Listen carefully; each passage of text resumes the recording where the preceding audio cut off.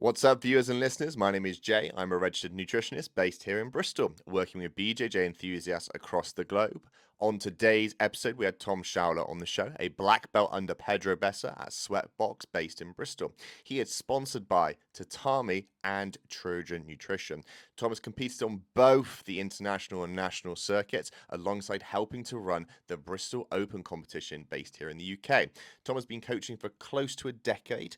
Tom is also a prolific Jiu Jitsu practitioner and a supporter of the Terere Kids Project based in Brazil, but also has a degree in sports coaching. In this episode, we talked about belt promotions, being heavier for BJJ, training hard with intensity, and GoFundMe pages, and much, much more. Thank you for tuning in, and of course, if you're not subscribed, please click that button and turn on notifications. Thank you for watching and listening. Let's get into this episode. Oos.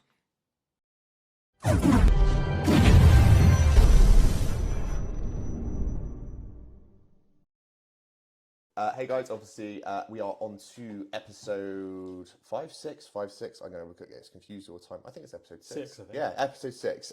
Thanks obviously for tuning in. My name is Jay. I'm the host of the BJJ Nutrition Podcast. I run the BDL Nutrition Consultancy, making sure Jiu-Jitsu athletes are performing to their best with the right nutrition and not doing anything silly with their weight cuts. Today we have our next guest, Tom. Hi.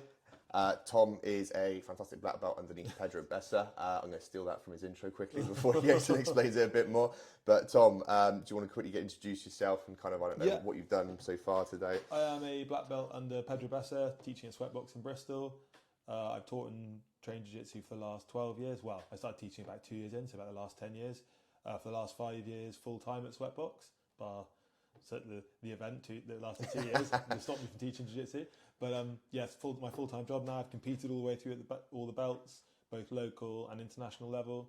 Yeah, I've been doing Jiu-Jitsu full-time for 5 years now. Nice, man. Obviously, you've been, well, as you mentioned, I think obviously earlier on, you went straight into this as like, this is what we're doing type of thing, which is really quite cool. I went straight into, I started training Jiu-Jitsu just after I left university. At that point, it was just, one of my friends said, try a new hobby. That was all it was. And then I didn't think I'd like it, and I really did. And I was like, I think it's the first thing I'd ever really done, maybe apart from a bit of boxing at university, where it was real and legit, and like, you actually do it. Like, I did boxing, and that was obviously very real and legit, but you can't really spar properly. No. You know, like, unless you want to not be able to talk properly. Like, you can't just go really hard. So, like, Jiu-Jitsu was like, oh, we can go, like, really, really hard and just happen. Like, oh, it's all good, you know? Like, and I was kind of blew my mind a bit, so yeah. There's a good little point. What made you think you wouldn't get on with Jiu-Jitsu then? I just think that, like, I always thought that grappling was like that early days MMA thing of like short, stocky dudes with like who were like super muscular, like, and the more that I just wasn't built for it, you know, at all. You know, like I'm probably not built for like wrestling, you know. So like I just kind of thought it wasn't going to. I didn't think I wouldn't like it. I just thought that it wouldn't. I was like at that point I was 24. I was playing football all the time. Yeah, you know, kind of runners build. I was like, I'm just not going to be like a big enough dude to be any good at that. And I wasn't, to be fair, at the start. I was really light for my height, and I was like, but over time you get stronger, and less of an issue. But fair enough. So was there sort of a tipping point? Was it a few lessons in or a couple of weeks in? I just did the first class and was like, this is ridiculous, this is amazing. Like and also it was really hard. So I knew it was like, I think as well I'm quite driven, so like it was skill based wise, I just didn't have a clue. I couldn't do any of it, and I was like terrible at everything. It's definitely, I know from my personal experience as well, the fact that doing those first few classes, you realise that how much it comes from this world, which can be seen from the outside, like super aggressive, like this is like physical, like you can be handling everyone type of thing, to then really realising like probably halfway through that, oh wow, this is actually a chess match at the same time. Yeah, I think I was super ignorant to the fact that it's like really, really skillful. Yeah. I obviously knew there's a huge amount of skill in it. Like say when I was at university, I used to watch loads of MMA with my friends. Like the GSP era. I obviously knew that it was super skillful, but I kind of figured that, I don't know, in my head, maybe it was like a sport that if you were really big and strong, then it was easy. You know, like, whereas if you're not really big and strong, then you don't have a chance. And like, me and my mates at uni used to like, there was a room at Hartbury College where you could just, like, almost like a gym room. Yeah. And when they had mats in there, we used to just go and like try and grapple. But like, obviously, none of us knew anything. We only watched UFC, so we were just all like piling on each other like you do when you're kids, you know. So like, it was kind of mind blowing to me to see the thing that I thought I knew what it was, then how like a tiny detail can make a huge difference in it. And like, it's still something that like, I think I take for granted a little bit. Like, when training with someone like Pedro, is like, someone comes to another gym, they go, oh, like you do that so well. I'm like, well, that's just basics, isn't it? They're like, no, not really. Like, like high level basics, Yeah. Like the basics go up and up and up depending on who you train with. So Definitely. I definitely, obviously, as I got my recent promotion, it came to the point of like, okay, cool. Things haven't just got easier. It's just it's the same level, but more technical. Yeah, exactly you get a new belt and people go like, there's initial thought of like, I've got like some new powers now. Yeah. It's like when you get like a new unlock on like skill tree. It's like, nope, you're the same. Like, still have all the confusion of going, where do I go with this type of thing? I'll be honest, I'm probably on a bit of a single leg X route at the moment type of thing, and then everyone's there like, oh, don't just focus on that. It's like the Jocko Willing thing, isn't it? Like New Year, same old shit me. Like you're not any better. You're like, I don't believe in New Year, new me. It's just like, and maybe a chance to refocus your mind, but nothing changes. Same with belts, like you get a big target on your back, and then people want to fill you in more. I get all the white belts chasing down at me at the moment. Yeah. Who are looking at me like, oh, you got your blue belt out here, and I'm like, oh, here we go. The only thing I think maybe a belt does give you a kick up the ass. Yeah. You get a new belt, and you if you're a white belt, and there's another white belt that taps you out a bit. You get that blue belt, you're like, I'm not letting him tap me out now. That's it. Never tapping me again. And that's a trap that people fall into. They get their blue belt, say, or they get the purple belt, more with the lower belts, and then like there's you and your blue belt, and you got your mate who's a blue belt. He taps you, you tap him. And then the moment they get that purple, they're like, wow, if he ever taps me again, I'm like, I don't deserve my purple belt. And you go, it doesn't work like that. That's just not how it works. Like, maybe if you get a purple belt before them, there's a suggestion that maybe if you're comparable age and like everything that you are, maybe that your coaching through a little bit better, and that, maybe you should be tapping them more than they're tapping you. Yeah. If there is a benchmark like that. But man, I'm black belt. I get tapped by purple and brown belts all the time. Like, it's just one of those things, it depends. If you're playing a competition game, then maybe not so much. But if you're trying new stuff, 100%. Like one of our black belts, Greg Creel, said to me really early doors, he was like, he's a black belt, a very experienced black belt, very good black belt. And when he's like, when I want to try something new, I try and hit it on the white belts. And then when I can hit it on them, I hit it on the blue belts. And when I can hit it on them, I can hit it on the purple belts. Yeah. Work your way up. He's like, there's no point learning a new technique or a new area that you don't really know. Trying it on black belts, not getting it to work, and being like, doesn't work. Terrible technique. So you just have to be realistic in your approach. And like, I think that applies to no matter what skill level you are. Yeah. If you learn something totally new. I think that's probably one of the trickier things of all, is definitely just try and somewhat let your guard down and be like, right, okay, fine. If I am a top player type thing, I am going to pull guard or go into closed guard and let them work through there and see obviously what I can drill. It's also hard when you're a blue belt, because your only skill level you can test on is white belts, and they are so unpredictable. Yeah. Like when you get to like black belt, you can test it on purple and brown belts. They know what they're doing and they do the right things. Yeah. But you get more opportunities. Whereas like when you're a blue belt trying it on white belts, you go through an armbar and they do like a backflip. I'm not expecting that. That gives me flashbacks. I think I was in a mount position on this guy who was brand spanking new. This is a few months back, and I thought, I'll find no problem at all. Next to you, and then I see these feet in front of me, and the next time I've been up kicked on my nose, blood's everywhere, and I'm just like seeing red. So when you go for a head and arm and they escape it by trying to elbow you in the head as hard as they can, you're like, yeah, that'll work. I don't want it that badly. I don't want to get like concussion or something like that. No, exactly. Cool, dude. So in terms then of your experience then competing and stuff, then what have you done so far to date?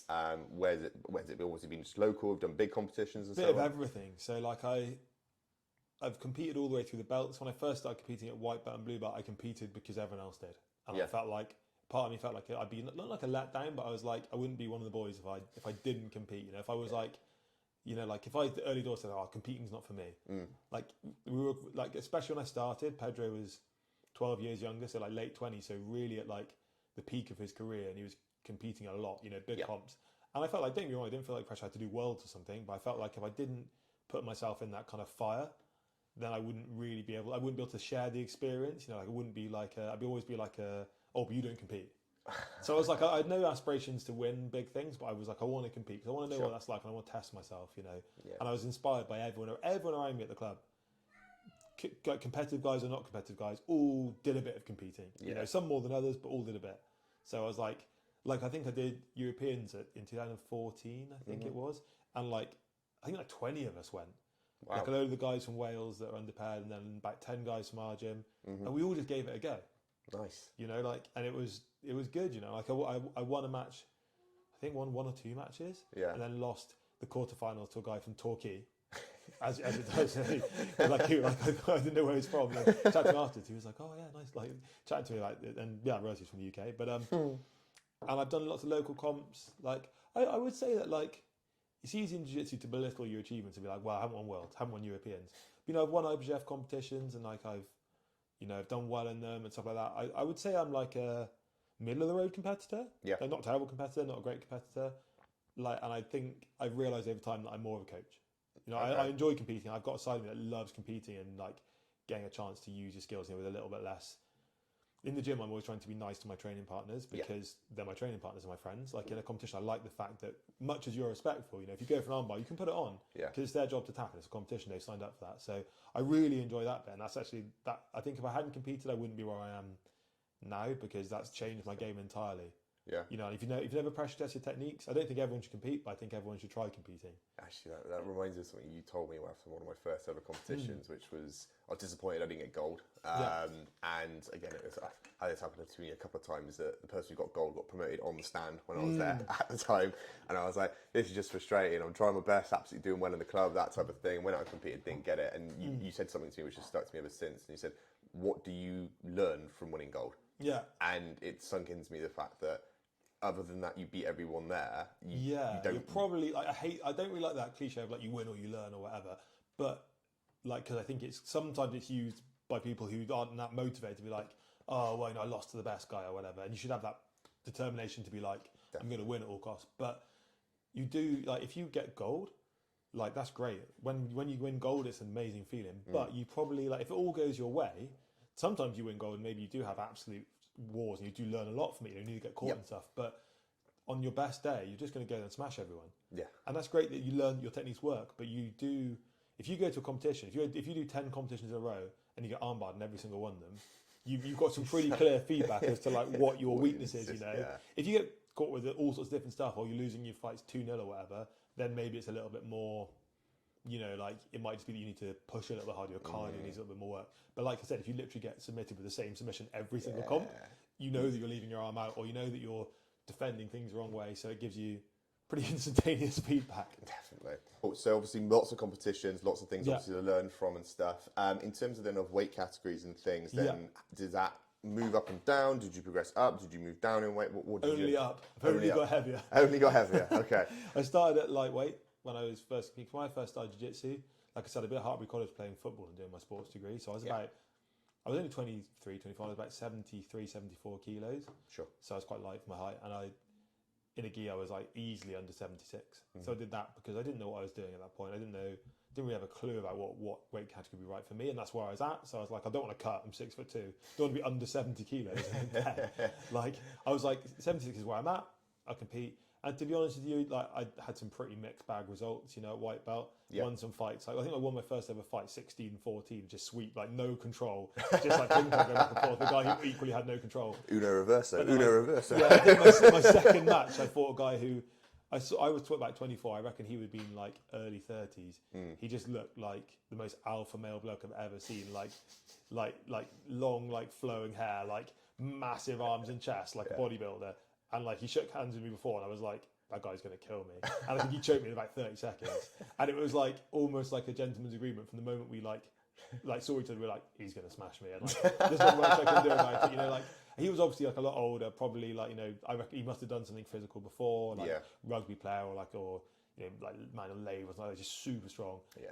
And like that's kind of what like, I was at that stage. I was probably really light for my height. Yeah. So like not that that's a problem, but you know you have to have a lot of skill if you're going to be that light for your height, like to counteract that. And I was much taller than most of the guys in my category. Sure. So I competed at lightweight for probably white belt, I think. And then when I got to the blue belt, I went to middle because I was training more, and I was like, you know, like I said, I've done weights and done a lot of weights when I was at university, but like not training in a way that was going to make me bigger, just doing like my rehab, like stuff to support like football and stuff like that. Like, sure.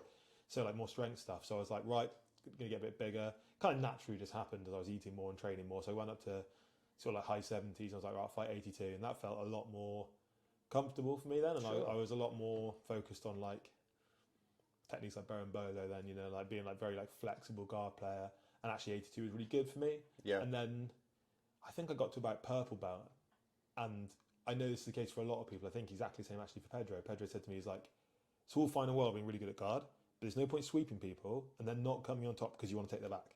You know, like, because you just basically, not I didn't have a top game, but I didn't have much of a top game. You know, like I knew that if I went on top, a lot of the time I get swept. I would get reverse back or whatever. So I was trying to get people's back desperately all the time, watching like Meow, where there's videos over and over and over on YouTube and Keenan Cornelius. And like, I'm sure those guys got amazing top games, but like that focus on constantly chasing the back. So I started playing more top game, and then I realized that as I started playing more top game, like it was, I think to be honest, the honest answer was I got to like a certain point of playing top game, I was like, this will be so much easier if I'm heavier. Yeah, like because when you're learning that skill, like it's really hard to like, I think, to learn weight distribution when you are, if you're really light, especially compared to your training partners. Like it's not impossible, don't be wrong, there's some very light guys with incredible top pressure, but for me it just made the process of learning that easier. And I think now if I went back down to 82, I'd have the same skills, how I use my pressure. But like what I found at the lower weight, was that one mistake and I was lose my position, whereas being like 88 around then, like I could make a mistake and use a bit of strength to stay on top, you know, and then learn from it. It was easier feedback for me. And it just, and naturally also as I got older and trained more, stronger, it naturally kind of came anyway. So now I fight 88. That's interesting. Obviously, again, I'm nowhere near the experience obviously you are by any sort of means, but I'm definitely on the opposite end of the scale where I'm sort of working the way down, obviously the weight categories. I've actually kind of found my sort of mojo at super heavy now. And the idea being is that I was coming into, I think it was light heavy, so under 94 in the gi and under 91 in no gi. And then obviously I've just gone up a weight category from there. And obviously the initial fear for me was like, oh God, these guys are going to be huge type thing. And after competing, I think it was actually Grapple Industries, that I went there and had everyone within the same weight category. I was like, yeah, there was some bigger. Some of them looked bigger, but it wasn't as if it was impossible. I think it's only ultra heavyweight where it can be like really hit and miss because then there's no limit on it. You just don't know who's going to like turn up. Rich, one of the guys from our club who runs the Pit Gym. Yeah, he was on the podcast earlier. Yeah, who you did a podcast with. When he won the Europeans at purple belt, I just remember the last guy he fought in the final just was enormous. Like, you know, and like you can be. Rich is a big dude, but he's not massively over 100. Like even with that back then, you know, he wasn't like 120, 130. He was like 105, I think. Yeah. And now he fights super. He's like more like under 100. Yeah. And the guy he fought must have been like 140, 150, and that's obviously a huge weight gap. And like there is a factor, like I guess there's diminishing returns ultra heavyweight of like how big can you be without being fat? Yeah. You know, like if you just pile on more and more weight, you're not going to get more and more muscle. Yeah. But nonetheless, you're shifting a lot. Like Rich was like 2/3 of his weight maybe, so like to win that was a really big achievement. But also it's like it's a massive achievement, but it's also not like if you fight someone in your own weight category, you're going to have a much clearer, more defined like test of your skill. I think like 100%. It's like a different battle. Like Rich has fought some guys at ultra who are like him, like really athletic, and it's like a real fight of athleticism and jiu-jitsu. Yeah. Other times it's almost like problem solving. It's like, what do I do with a guy who's 150 kilos? You know, if I pull guard, I'm dead. Like, you know, not necessarily, but you know what I mean? It's like, if they get all their weight on me, and like, you know they're going to tie, you know they're just going to lie on you, and if there's a time limit, you know, it's just different problems, you know, like... It's that meme, isn't it? It's just like a whole ultra heavy 140 on side, like inside control. It's just like, frame and hip away. Yeah. Oh, sure, no problem. Exactly. Or just stand up. I think that's like a super impressive skill, finding ultra heavyweight to be able to deal with all those different problems. Yeah. Whereas at least in your weight category, you might deal with different body types. You're not dealing with like, there's a limit to how heavy they're going to be. Like I don't fight guys who are over 88, so I know that they're going to be like different games, different body sizes, but they're not going to be 50 kilos heavier than me. It's just interesting to me that how, again, this may not be for everyone. I imagine obviously you're sat maybe in the 80s, maybe, I don't know, because it's just a figure I'm picking out here, but how you may have more options in terms of the style of play that you will do. And I'm not saying every heavy guy never starts on the bottom in the slightest bit. You're unlikely to see like a 120 kilo guy that's like playing like Berimbolo or whatever. Like they must be out there. Definitely there's some freak guys who are super flexible, but if they are, they're going to be guys who are like freak athletes. Yeah. To be that size and be that flexible and all that stuff, you know, it's like, it's certainly going to be less of them, if nothing else. Who was it watching it at Grapple Fest? I want to say it's Shane. No, wasn't Shane, no, was it someone else? He's from Glasgow. He's got blonde hair, moustache. I can't remember what his name is for the life of me. But his dexterity in his hips type of thing, when he was playing guard, I was like, his knees are going past his head. I was just like, oh, what's that all about? There's definitely some really flexible guys there. Like, I think again, it's like I can't remember his name. Is it Adam Ellis? There's a guy who does yoga as well. He's really tall, and he's very, very flexible. But he's like my sort of build, but taller and longer. You know, he's not like a heavy build. He's like tall guy. You know, and he uses those long limbs, and they're like, you know, he's got amazing flexibility. But it's got to be less of it. Like as you go up the weights, you're going to see less people doing the splits. 100%. Yeah, I try my best. I stretch every day. I use an app called GoWOD, which is a CrossFit app. Yeah, I've seen some of those. Like I've looked at some of those for like pliability and some of those. Yeah, there's a few of them out there. Ability sort of training. Yeah, and I find it definitely very useful. I'm sure, and I'm not the only person saying this, but after a couple of days of even not training or stretching, I start to feel like I'm just shriveling up in tightness. Especially if you're like over a computer doing work or whatever. You know, like sometimes people ask me like, "Oh, how do you do so much jiu-jitsu?" And I'm like, probably partly because I do so much jiu-jitsu. You know, like this morning I trained really hard last night, really hard. And then this morning I was teaching at 7 a.m. Yeah. And I was like, I don't know if I want to spar. So I sparred for 45 minutes and actually felt better afterwards. You know, like the first round was 10 times as bad as the last one. So now I've got that set up. I think I've got a training session tonight at Open Mat, and then I got a workout at Trojan, oddly enough, in the morning. Nice. And I'm just there thinking about how is it going to feel when you wake up. You'll feel better afterwards. It'll be tomorrow morning. I'll be like, oh god, this is brutal. Is that with Matt? Yeah, they're doing one of their circuits in the morning. I try and use it as my cardio because again, it's a good little like setup. It's not just pure rowing. We're going to have like some barbells in there, weights and that type of stuff. Yeah. So try and use it because I find to some degree trying to get my ass back in the gym, I find it ridiculously boring. Yeah, I'm lucky at Sweatbox. I literally walk out of the jiu-jitsu room and into the gym, so I'm like, I have no choice. I have no options really. Well, I do, but if I'm lazy, it's on me. I have to walk past it and walk out. So yeah, so no, that makes sense. So with the weight gain, then you said it obviously wasn't intentional. Was there any points where you were purposely trying to put on weight at all? I don't think so. Like I think I was. I mean, it depends what you call purposeful. Like I was probably at times I've like modified what I eat. Yeah. You know, like more fat in my diet and stuff like that. You know, stuff that I know is easy ways to get more calories in. Yeah. You know, I eat enough fat, but I'm careful of like, you know, like everyone is, if you're watching your like macros or whatever, 100%. If I'm having loads of fat, if I'm having avocados like every meal, like all day long, and like loads of olive oil, I know like that's going to definitely increase the chance of me putting on body fat and getting bigger, which is what I wanted at times. So like, to be honest, when I first started, it was more that I was just super lean. Yeah. I just was playing football all day, running. Like Hartbury College is very good for sport. Like, 100%. Like this, like the standard of like university level football there is like comparable to like it feeds into Forest Green. It's very high level. Yeah. Like even if the standard of like not everyone there is amazing at football. Like I wasn't amazing at football. I was one of the best with my mates, but I just went to do a degree and I did football. I was there. Yeah. But like they train you like a semi-pro professional football. So like. I was doing like out on the pitch every morning at 8, whatever the weather, because it's like 4G, same as like FA standard stuff, playing football for 2 hours, in the gym with the guys, like doing weights and like stuff for 2 hours. Yeah. Then going and using like the hot cold pools like for an hour, nice. And then at 1 o'clock, and I'd be like, oh, I better go to my lectures now. You know, it's like it's a weird kind of combination of lifestyles in that like you're a student and you on one hand you're like out drinking, but you're also getting to do that like kind of almost like voluntarily, but like you get to experience that lifestyle. And for a lot of those guys who are like talents come through, they do like a token degree, they do that, and then they feed into like a lower league team. Yeah, that makes sense. And they're used to that lifestyle. It kind of prepares them for that.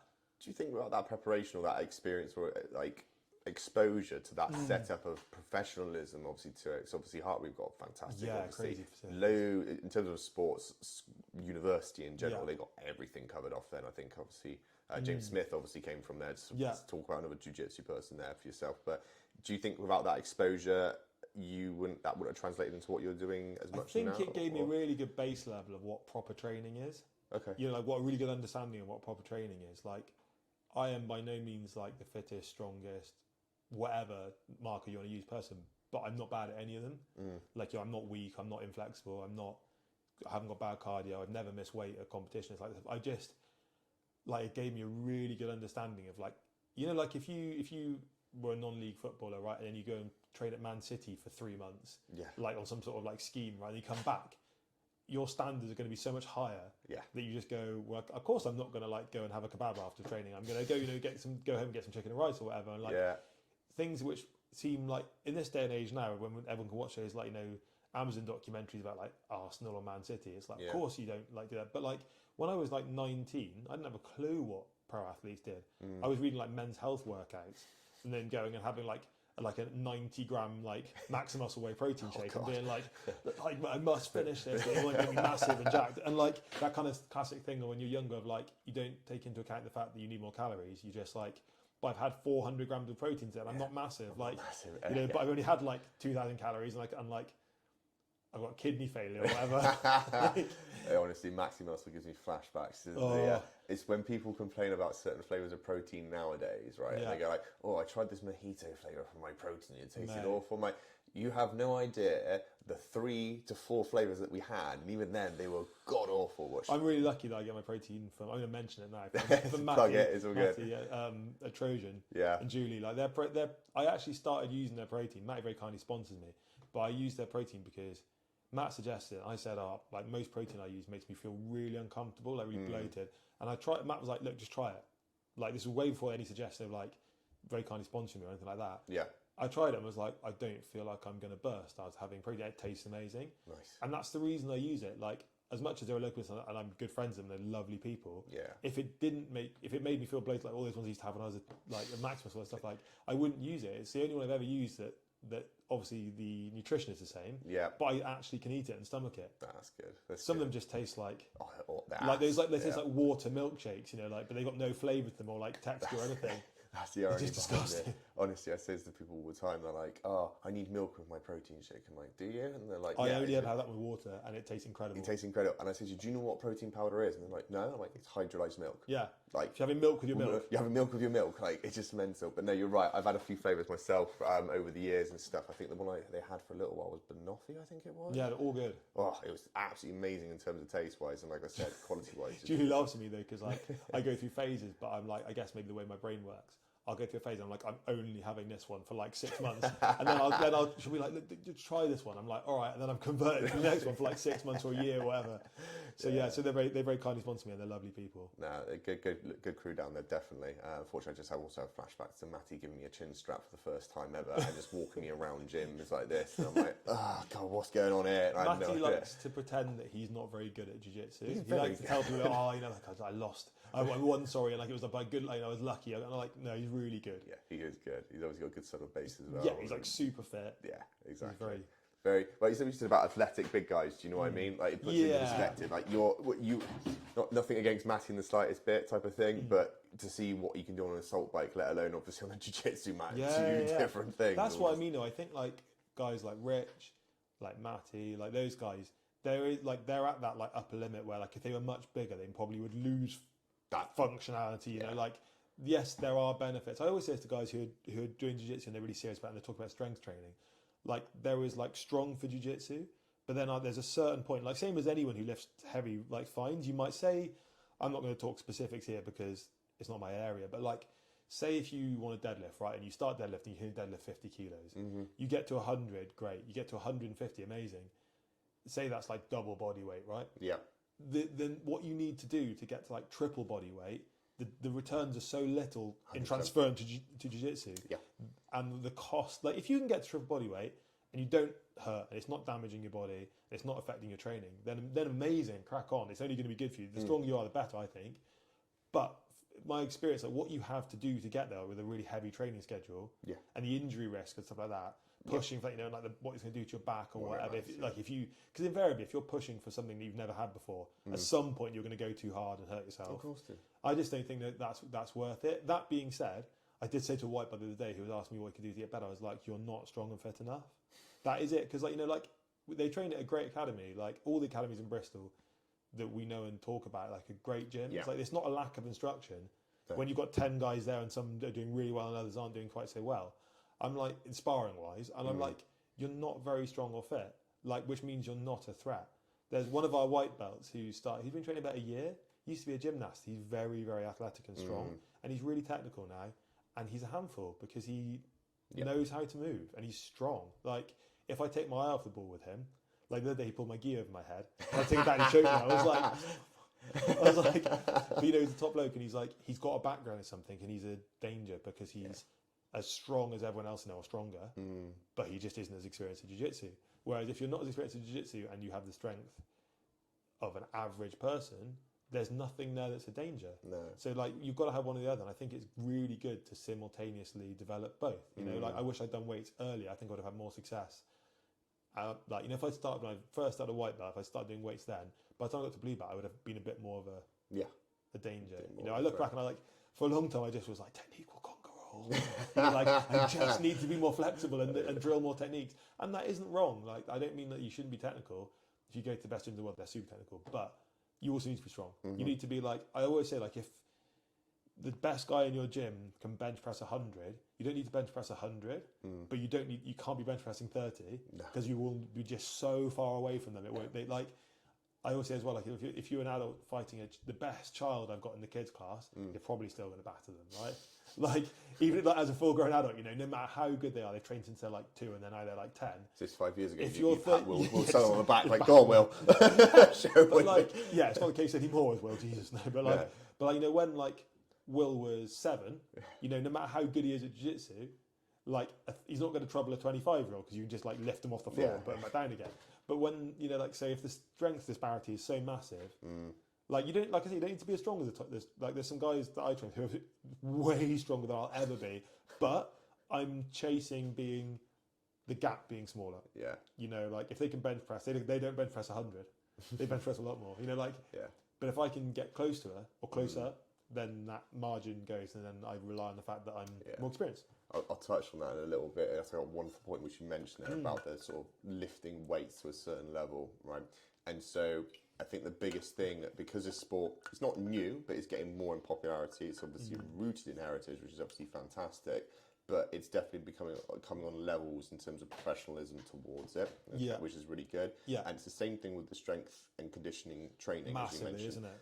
What benefit do you have from lifting 300 kilograms when it comes to a jiu-jitsu event? Because even if you came across a phenomenon of someone who was 300 kilograms, right, which is never going to happen, like, even, again, absolute, like, ultras, you're talking, if I saw someone at 150, like, there's a big concern there, not even just for their well-being, let alone obviously them doing that. I'd rather be able to lift 150, multiple reps, as in the idea of, like, if I was taking them down, trying to pass it, whatever it could be, rather than trying to put that risk to reward injury. So I think other strongmen have mentioned this before. The risk to reward injury, especially on deadlift, isn't there. If you're a power lifter, you're doing it for that reason. Like, there's obviously a lot of like conflicting research at the moment. Not conflict, but like there's this thing now that I'm a bit skeptical of. Like, there's like this injury of like there is no such thing as exercise that cause injuries. It's like it's your sleep, it's your diet, all that stuff. And it's like that's true to a degree. Like for example, I quite often lift. Like squat with my back rounded, might be holding like a heavy like Atlas stone style medicine ball because in jiu-jitsu my back is rounded. Yep. And there's a lot of evidence now, a lot of journals to say, and a lot of the PTs that I listen to in the gym who are experts, they're like, that's fine, you do that all the time. Your back is strong, and that's here holding an Atlas stone. That is a strong position for your back. It doesn't have to be totally straight. But on the flip side, if you keep getting horrendous hip flexor pain and you cycle 10 miles a day up and down hills, that might be a factor. Yeah. It's like there's this kind of like these two routes now. And like same as like the old school martial arts thing of like don't ever do any weights for like boxing, you'll get slow and that's from bodybuilding. Like if you're doing like bodybuilding style training just to get bigger t-shirt muscles, it probably isn't great for athleticism. But now I had a comment recently, I think it was, we did a post on creatine, and one of the comments that came back said, "Oh, it ruins your ability to be mobile when you get bulky from it." And I'm like, I try to be polite about it. You just have to go, I don't agree, but like, enjoy your day. That's what I try to say. I try to say, look, I haven't seen any research papers on this, like, at all in the slightest bit. I mean, that is a good thing now, like, with the development of, like, the level of journals and research now. Especially on you can pretty much just go, show me a journal. Yeah. And people are like, oh, well, I did find it, but I can't find it now, and disappear into the background. Don't do the Homer Simpson back into the book. Exactly. I think it's even going up a level now, because some people can even chuck out a journal out of nowhere. And some people will go, oh, okay, and then you sometimes dig into it a little bit more, like, so they tested this on mice with 3 mice, and it's now conclusive. Yeah, or like, I know what you mean.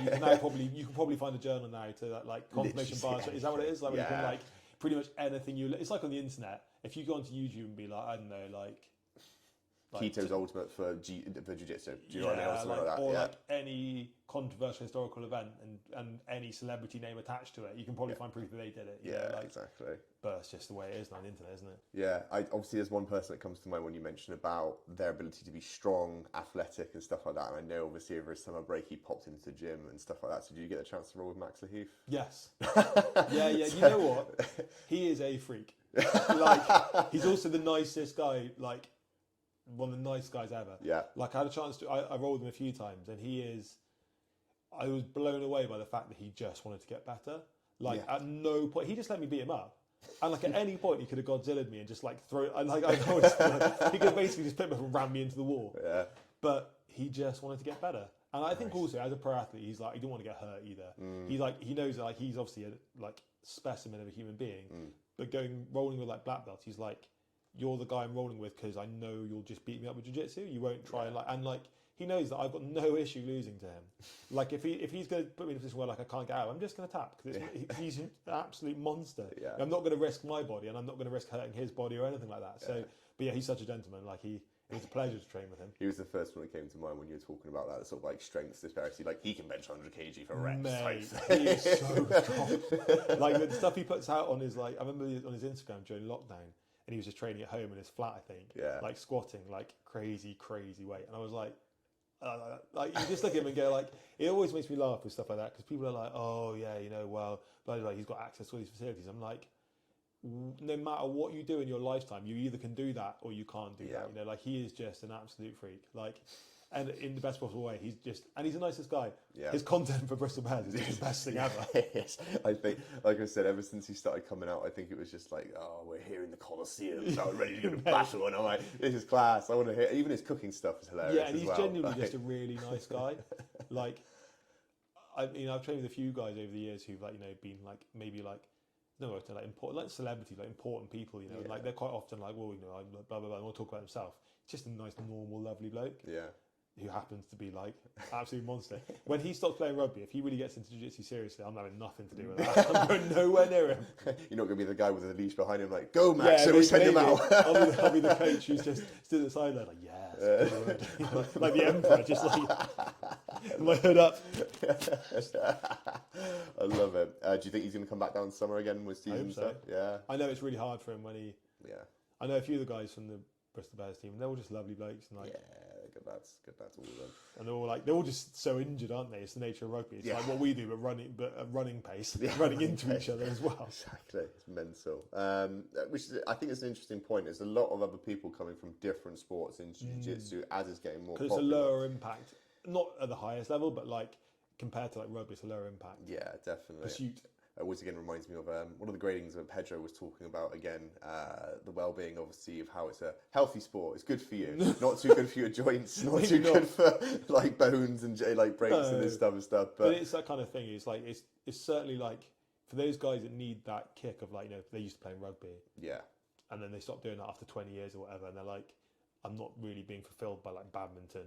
They're like something like or like playing darts in the pub. It just gives them something that's like a bit like fighting in rugby, but with more controllable. You can you live stream one of the guys last night. He's got a bad knee. And he's like, "Can I just start seated?" I was like, "Yeah, that's fine. Like, go stand. For it." He's so stoic. He's like, "No, I'll just stand." I was like, "But like you can modify stuff, can't you? So you can make it better for you." Yeah, it's just interesting seeing different people from different sports come in. You're getting people from people like CrossFit. You're getting people obviously from the bodybuilding world. You're getting people obviously from all these different sports. Those CrossFit guys are a problem. Yeah, they are. Like again, I went from bodybuilding into CrossFit into then obviously jiu-jitsu after kind of catching the bug for it. And again, like.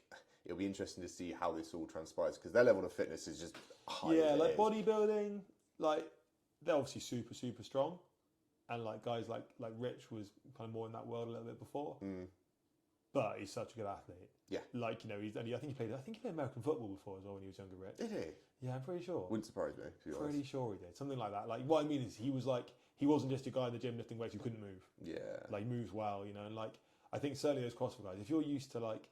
Being super strong, but also like that, like the energy systems for that are very comparable. Like that, like kind of short bursts. 100%. When you've got to do a workout constantly for 15 minutes, and your only detriment is the fact if you slow down, you're losing. And like you're lifting, you're like shifting some serious like weight around. Yeah, it's not going to be a problem to like wrestle someone for 5 minutes. Yeah, it's interesting because you see in other sports, for example, like let's say MMA, and again, there's this consensus of in, like I said, some places and stuff like that. Oh, don't do CrossFit; it's bad for you, type thing. Yeah. And I'm like, okay, I'm not saying go and do 50 snatches. I think if you modify to take out the stuff that's really overtly high risk. Yeah. The stuff that isn't going to there's some stuff in CrossFit. I'm sure that it's like you get your coach would go like, just don't do that.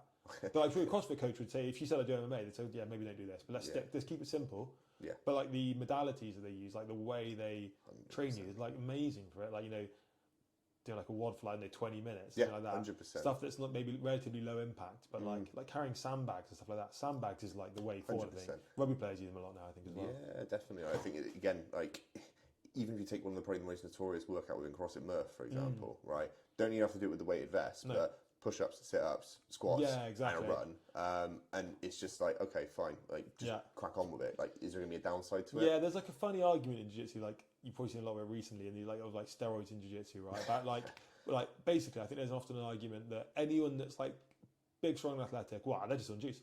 And you go like, maybe they are, maybe they're not. Like, you know, in pro level jiu-jitsu, I think a lot of guys are, obviously. Like, you can't be naive to that. But I also know a lot of guys who are super big and strong who do some pretty horrendous workouts. Yeah. You know, like, and you very rarely hear someone who also does these horrendous workouts be like, yeah, they're on juice. Because they're also big and strong, you know, where they're like, I know loads of people do CrossFit who are definitely not on steroids, and they are monsters. Yeah. You know, like, if you do that and you eat well, like, and you know, really meet all your needs macro-wise, like, you are definitely going to turn into a monster. 100%. There's no choice. Well, like, your body can't just not adapt to it. So, like, there is an element of like, especially in pro level jiu-jitsu, like loads of people on gear, right? People that are training like 9 hours of jiu-jitsu a day and they're still like built their bodybuilders. But if you're doing that, you know, like the workout kind of, you can't hide from that. If you're doing that kind of training as well. That's the argument that was, again, I can't obviously vouch for all CrossFit athletes in the sense that some of them could be on it, some have been tested positive for that type of stuff. Yeah, you're very much not right. And it reminds me back to, there's a podcast I was listening to, and it was to do with, you also got David Goggins, and you've got this other guy who does a lot of ultras, a guy called Cam, I think his name was. And apparently in his garage, he has this sign which says, "Oh, it must be nice." And he goes, "What's this mean?" And he's like, "Oh, it must be nice to be me. Oh, it must be nice to be able to run this far. It must be nice to do this." And he said, everyone says this all the time, 100%. but they don't see the fact that every morning he picks up this something like this 50-kilogram rock, walks up to a hill and back down again. That's when I pet hates teaching jiu-jitsu. People go, "Oh, it must be amazing to be a jiu-jitsu teacher." I'm like, "Cool, you could be too." Like, "Oh, it must be amazing to." I'm like, "Well, I get up and teach a 7 a.m. class, do S&C, come back, have my daughter all day, go back in the evening and train." And that's like since I've stopped, you know, working a job alongside it. Yeah. Like, I'm not saying like I'm some sort of martyr, but like, you have to want to do it. Yeah. You know, it's not easy. It's not, you don't, you know, it's like everyone knows that jiu-jitsu is not a super high paid sport.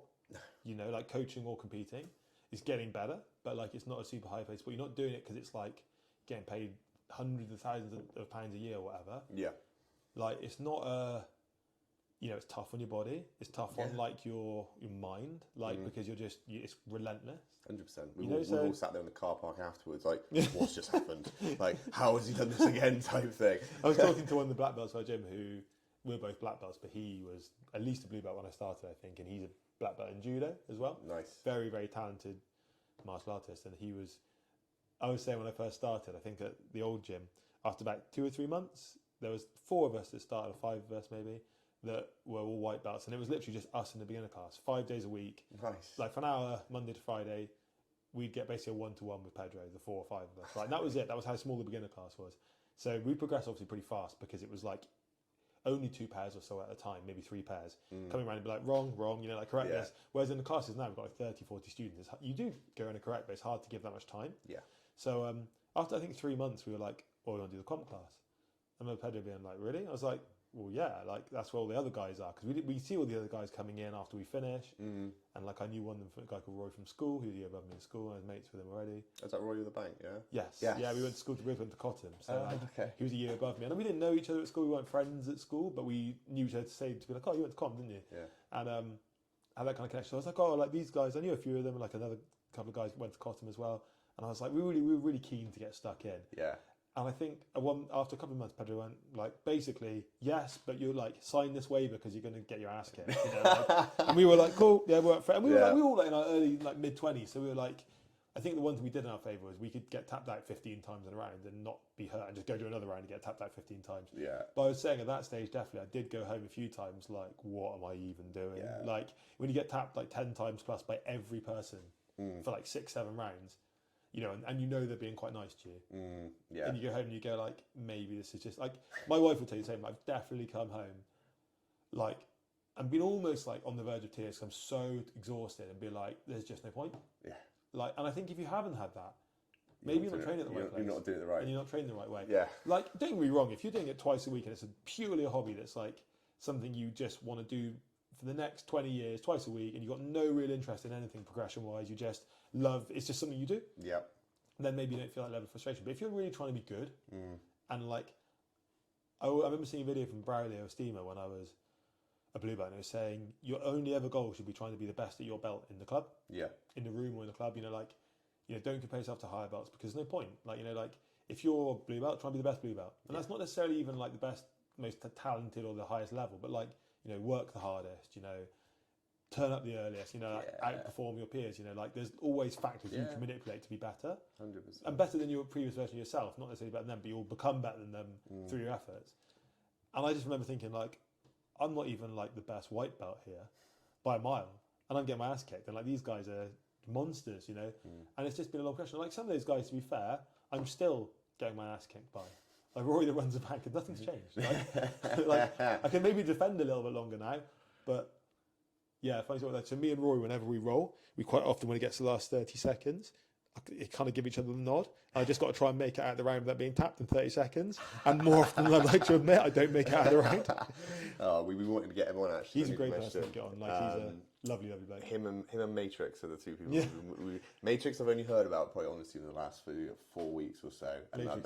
And pretty special jiu-jitsu wise as well. Yeah, I've been intrigued obviously to speak to him. I don't know enough about Rory. I've had a little bits and bobs type of stuff, but both fantastic players. Yeah, unbelievable. Both of them. To be honest with you, you could I'm not saying this just because it's my club, but you could go through our black belts and find a lot of people to have very interesting podcasts with. Yeah, it's definitely. Dan O'Connor will be another one. He's a judo black belt and a jiu-jitsu black belt. But Rory. Yeah, Rory's consistently battered me for 12 years. His level's unbelievable, unbelievable level. Definitely. Gives Pedro a very hard time, and Matrix as well. Matrix, when I first started, there was 4 purple belts, everyone else was a white or blue belt, and Matrix is one of those. And Matrix is, I guess he's quite they all are really humble, but Matrix plays himself down as much as Rory does, and wouldn't tell you that he's really good, but he is. Yeah. A special level of jiu-jitsu. Both those guys, and a fair few other guys in our club have just got a crazy level. It's really inspirational, those guys. 100%. I rolled with Matrix recently, and I just managed to survive. And I was for me, that was and Matrix after, I think he said to me, he's like, you're a lot more resilient to my, what I try and do to you now. You're a lot more, you don't just get swept, or you don't and I didn't get anything on him, but I was just chuffed that I was maybe getting to a point where I'm a useful round for those guys. I look back when I first started, it must have literally just been they're I'll tap this guy 12 times now. So yeah, it's nice to make that progress. And also, something that's really special about jiu-jitsu, I've had those friendships with those guys for over a decade. Yeah. I think when we couldn't train for 2 years, I remember a few of us said, we're probably going to have to call each other. I've seen you every day for the last 8 years, and I'm not going to see you really at all. So we're going to have to keep have a WhatsApp group, make sure we're all still doing all right. Yeah. But yeah, it's pretty amazing. No, it's definitely what you're saying there in terms of, it gave me a flashback. Obviously, I think it was a YouTube reel or something like that of Anthony Smith going to train with Nicky Rod, and he said for 90 minutes. I don't think for 60 seconds I was in a neutral position, let alone a dominant position type thing. That's the beauty, we were saying, the beauty of jiu-jitsu is that you can go train with your heroes. Yeah. Right now, at least. Yeah. It won't be like that forever, because at some point they had to just say Anthony Smith will be able to, but guys who are just casual level, it's one thing that always makes me laugh about jiu-jitsu is when we run seminars and people go, don't know if I want to pay £50 to train with that person. That's a lot of money. And you go, 7-time world champion, mate, a black belt, and they're like, yeah, but and I'm like, you pay £50 to go out for a meal. I'm convinced I saw something today from Nicholas Merrill. Yeah, I saw exactly the same thing. And I was $250 is a lot. And you go, in the US, as far as I'm aware, they pay a lot more for seminars. Yeah. Generally, they pay $100 at least for a seminar. Yeah. And you think we've got some big seminars planned for this year, and you think there's always in the back of your mind, I thought, well, what if people just I haven't got any money? I know times are tough right now. But still, yeah. Don't get me wrong. If you're trying to flog your own seminar and you're I've won this competition, and you're I get it. People are well, But if you're getting the best guys in the world, 100%. Imagine if you're I've got this Cristiano Ronaldo guy coming to teach football. Then people but it's it's 40 quid. People go, I don't know if I can afford that. That's literally what you're dealing with at this developmental stage of the sport. You're getting the guys who are the Ronaldos and the Messis of the sport, who have won everything. ADCC, IBJJF Worlds, a lot of those guys have won both. And you just have to convince people that it's going to be a good use of their money. Definitely. But they'll spend $200 on a Gordon Ryan instructional. Yeah. And you're Like, don't get me wrong, I'm not saying there's any value in instructionals, not at all, but like, it's totally different when someone's in the room being like, no, you're doing that wrong. Yeah.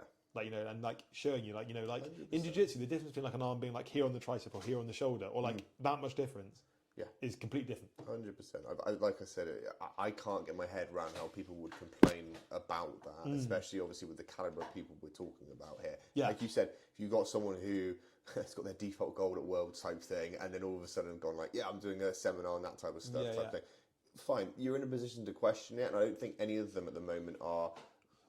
I think it's interesting. It's definitely looking at other podcasts of other jiu-jitsu athletes who get very reserved about selling themselves as such. Take Theon, for example, when she went on a podcast with Jamie Smith about how she doesn't like the idea of like putting her prices out there, getting that marketing, selling herself. I haven't listened to hers and James Smith. I should. It was good, and the idea being was that obviously Gordon talks about his pricing all the time, and that type of thing and everything, and in an industry which is, as we've all said, doesn't pay that much type of thing, right? If you've got something to give and learn, then you shouldn't have to worry about it. And people undersell themselves all the time in jiu-jitsu. Like, I charge £50 an hour for one-to-ones, right?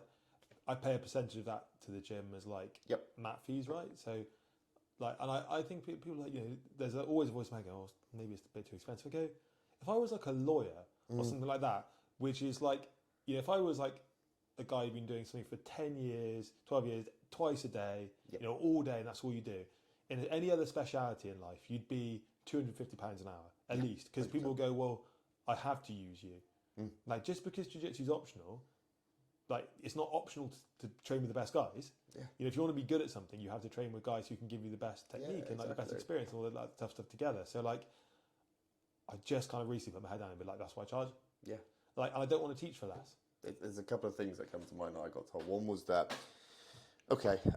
even with the price that you're charging type thing, it's not Rolls Royce prices, in my opinion, the slightest bit. But for people who want to buy a Rolls Royce, they go to Rolls Royce and go, well, can you do it cheaper for me, please? Because you know what you're investing into. And like, if you don't want to pay for it, they don't have to pay for it. Yeah, it's fine. Like, to be honest with you, I make most of my money from teaching classes, right? I'm lucky I teach a big gym, which is lots of classes. I teach one-to-ones primarily right now for people that actually want to teach. And that's not because I don't, like, if I say to someone I don't want to teach or I haven't got any space, is what I normally say.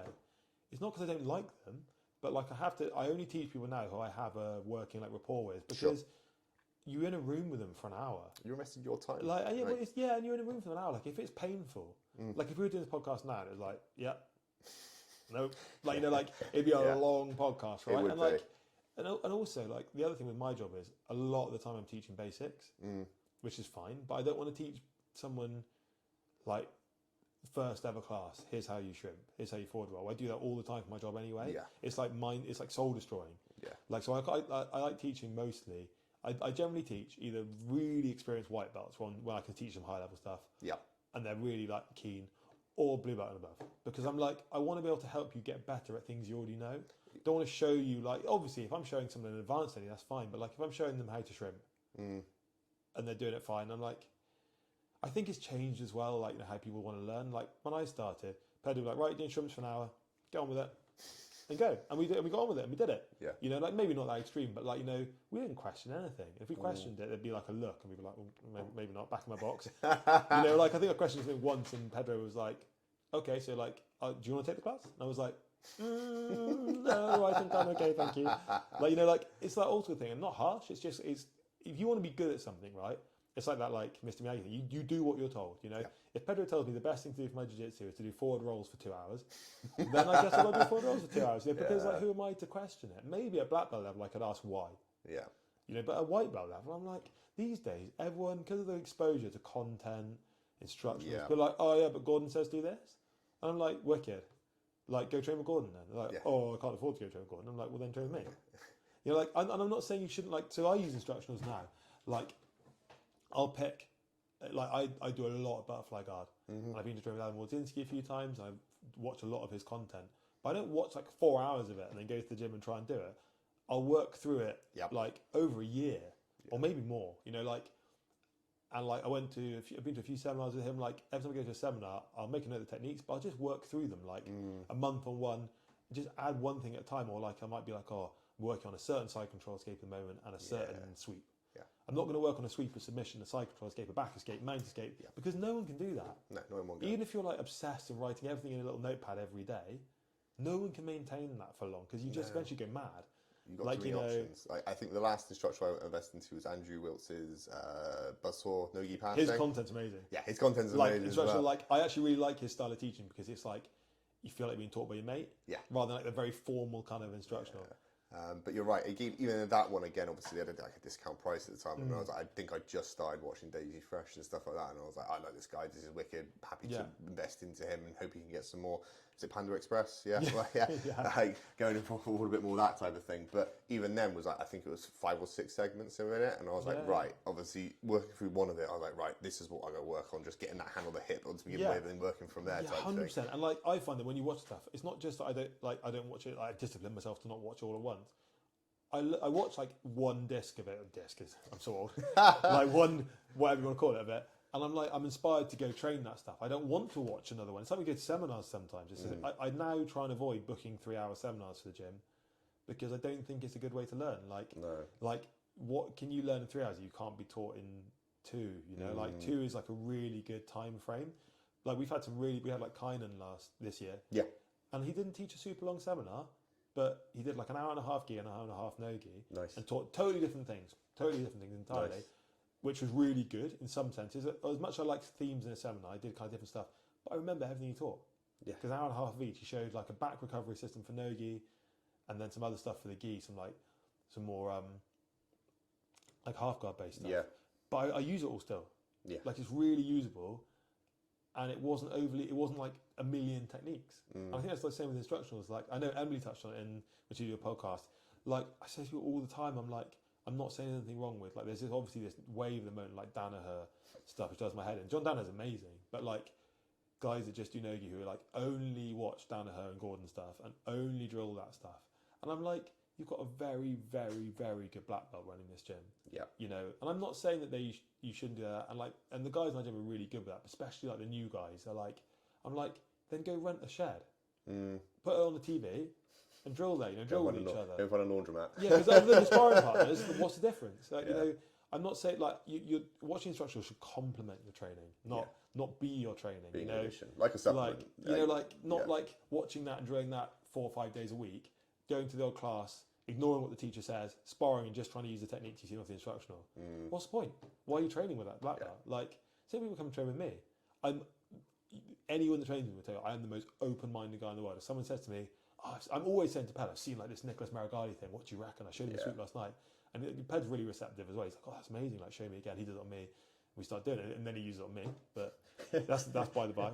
But like, if someone's like, I get very, very annoyed by the disrespect of like, when people like, you can tell when someone's going like, oh yeah, but so-and-so says to do it like this. And you go, well then, like, don't come to class then. Yeah. You know, it's one thing to be like, hey, I saw this and I've been drilling it like this and I've actually been getting fair bit of success with it. What do you think of this style of thing? Like I'll always say to Pedro, hey, what do you think about this? I've been doing this recently. I saw it on a thing. Yeah. He go, oh yeah, but the problem is this. And I go, oh yeah, fair play. I didn't really think about that. Like, you know, that's another side of that technique I didn't consider. Yeah. I'll always ask his opinion and he knows that I'm always asking him because I want to improve. Not being like, I don't think your technique's any good. Yeah. I think I should do this instead. It's like there's a way to do it, but exactly. I think I had the same situation previously where I was doing obviously at my club, obviously single leg X, and they were talking about obviously different movements and obviously you do the typical thing, go on YouTube, look at what obviously not necessarily what everyone else is doing, but you see we're drilling this technique, and then typical John Danaher one comes up and they talk about there's value to that 100%. There's different ways to approach it. And then interesting enough, went back to a different club I was doing some open mat with, and the instructor there was going through stuff, and he said, you don't need to do that. That's a complete waste of time. And I was like, how come? He said, the technique of it's there, but the practicality isn't necessarily needed. And the time-saving essence is you can just cut that segment out altogether. You don't need it. And I think it's the way you approach the question in the sense of saying, well, this person's telling me to do it this way, so why are you different? Yeah, and like, why are you questioning it? Like, if you've got like, we've probably all been there where you've got a way of doing a technique. Like, you know, Pedro might show me something, and in my head I'm going, oh, I've been doing it like this, though, and I quite like that too. And like, that's fine as well. Like, you know, like you're not going to be influenced just by one person, but you know, have that respect for the person that you train with. Read the room, I think is the best. Read the room, yeah, and like, you know, and don't make it obvious that you think that like, you know, there's times where like, I've always appreciated the fact that like Pedro will be happy to be like, well, try it. See how you get on with it, you know, see what you think, and I'll invariably go back like 6 months later and be like, yeah, actually, always better. And he's like, I know. And I'm like, cool. And like, It's that mum and dad situation. Yeah. It's just like, oh yeah, but I want to stay up until 2 o'clock every morning and do this. Like, but okay. just be respectful in Yeah. how you do it, you know, and like I wouldn't go up to Luke and Clayton and be like, they show me a technique, I'm like, nah, I've seen it better.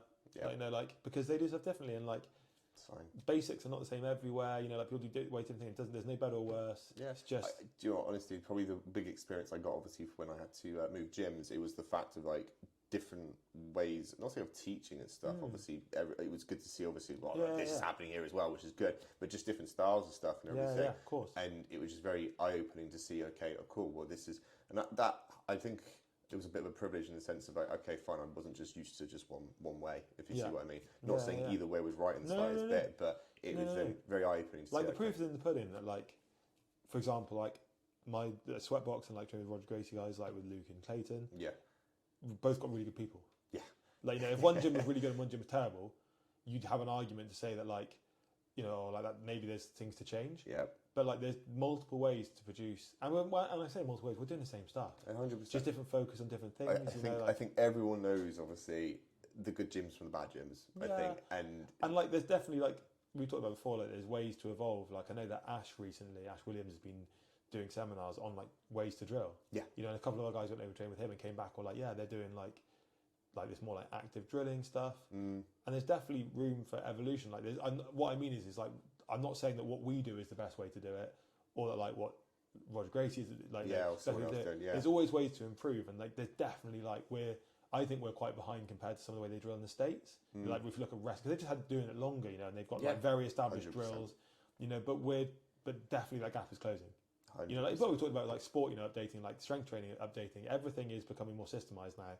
And we're looking for like a little advantage. Look how the Mendes brothers run their gym. Yeah. They definitely don't turn up in the morning and go, what are we going to drill? How are we going to drill it? They're like, yeah, we're doing this. This is how we're doing it. You know, this many minute rounds, you know. Yeah. This is the focus. This is what you're trying to do. This is what you're trying to not do. Yeah. You know, like structuring stuff like that is the way forward, you know? I think that's the evolution with many sports. Again, I'll refer back to it. So again, it's not as deep rooted heritage in the slightest bit. It's probably like CrossFit again, in the sense of, in the approach of when you had the CrossFit Games, you had no idea what was going to be thrown at you. No, and so there was no set structure for, this year we're doing swimming. And people I actually think that's a really good way, a really important thing in Jiu Jitsu as well, is to not make, there's a pros and cons, but if every section is like totally predictable, you're probably staying in your comfort zone to some degree.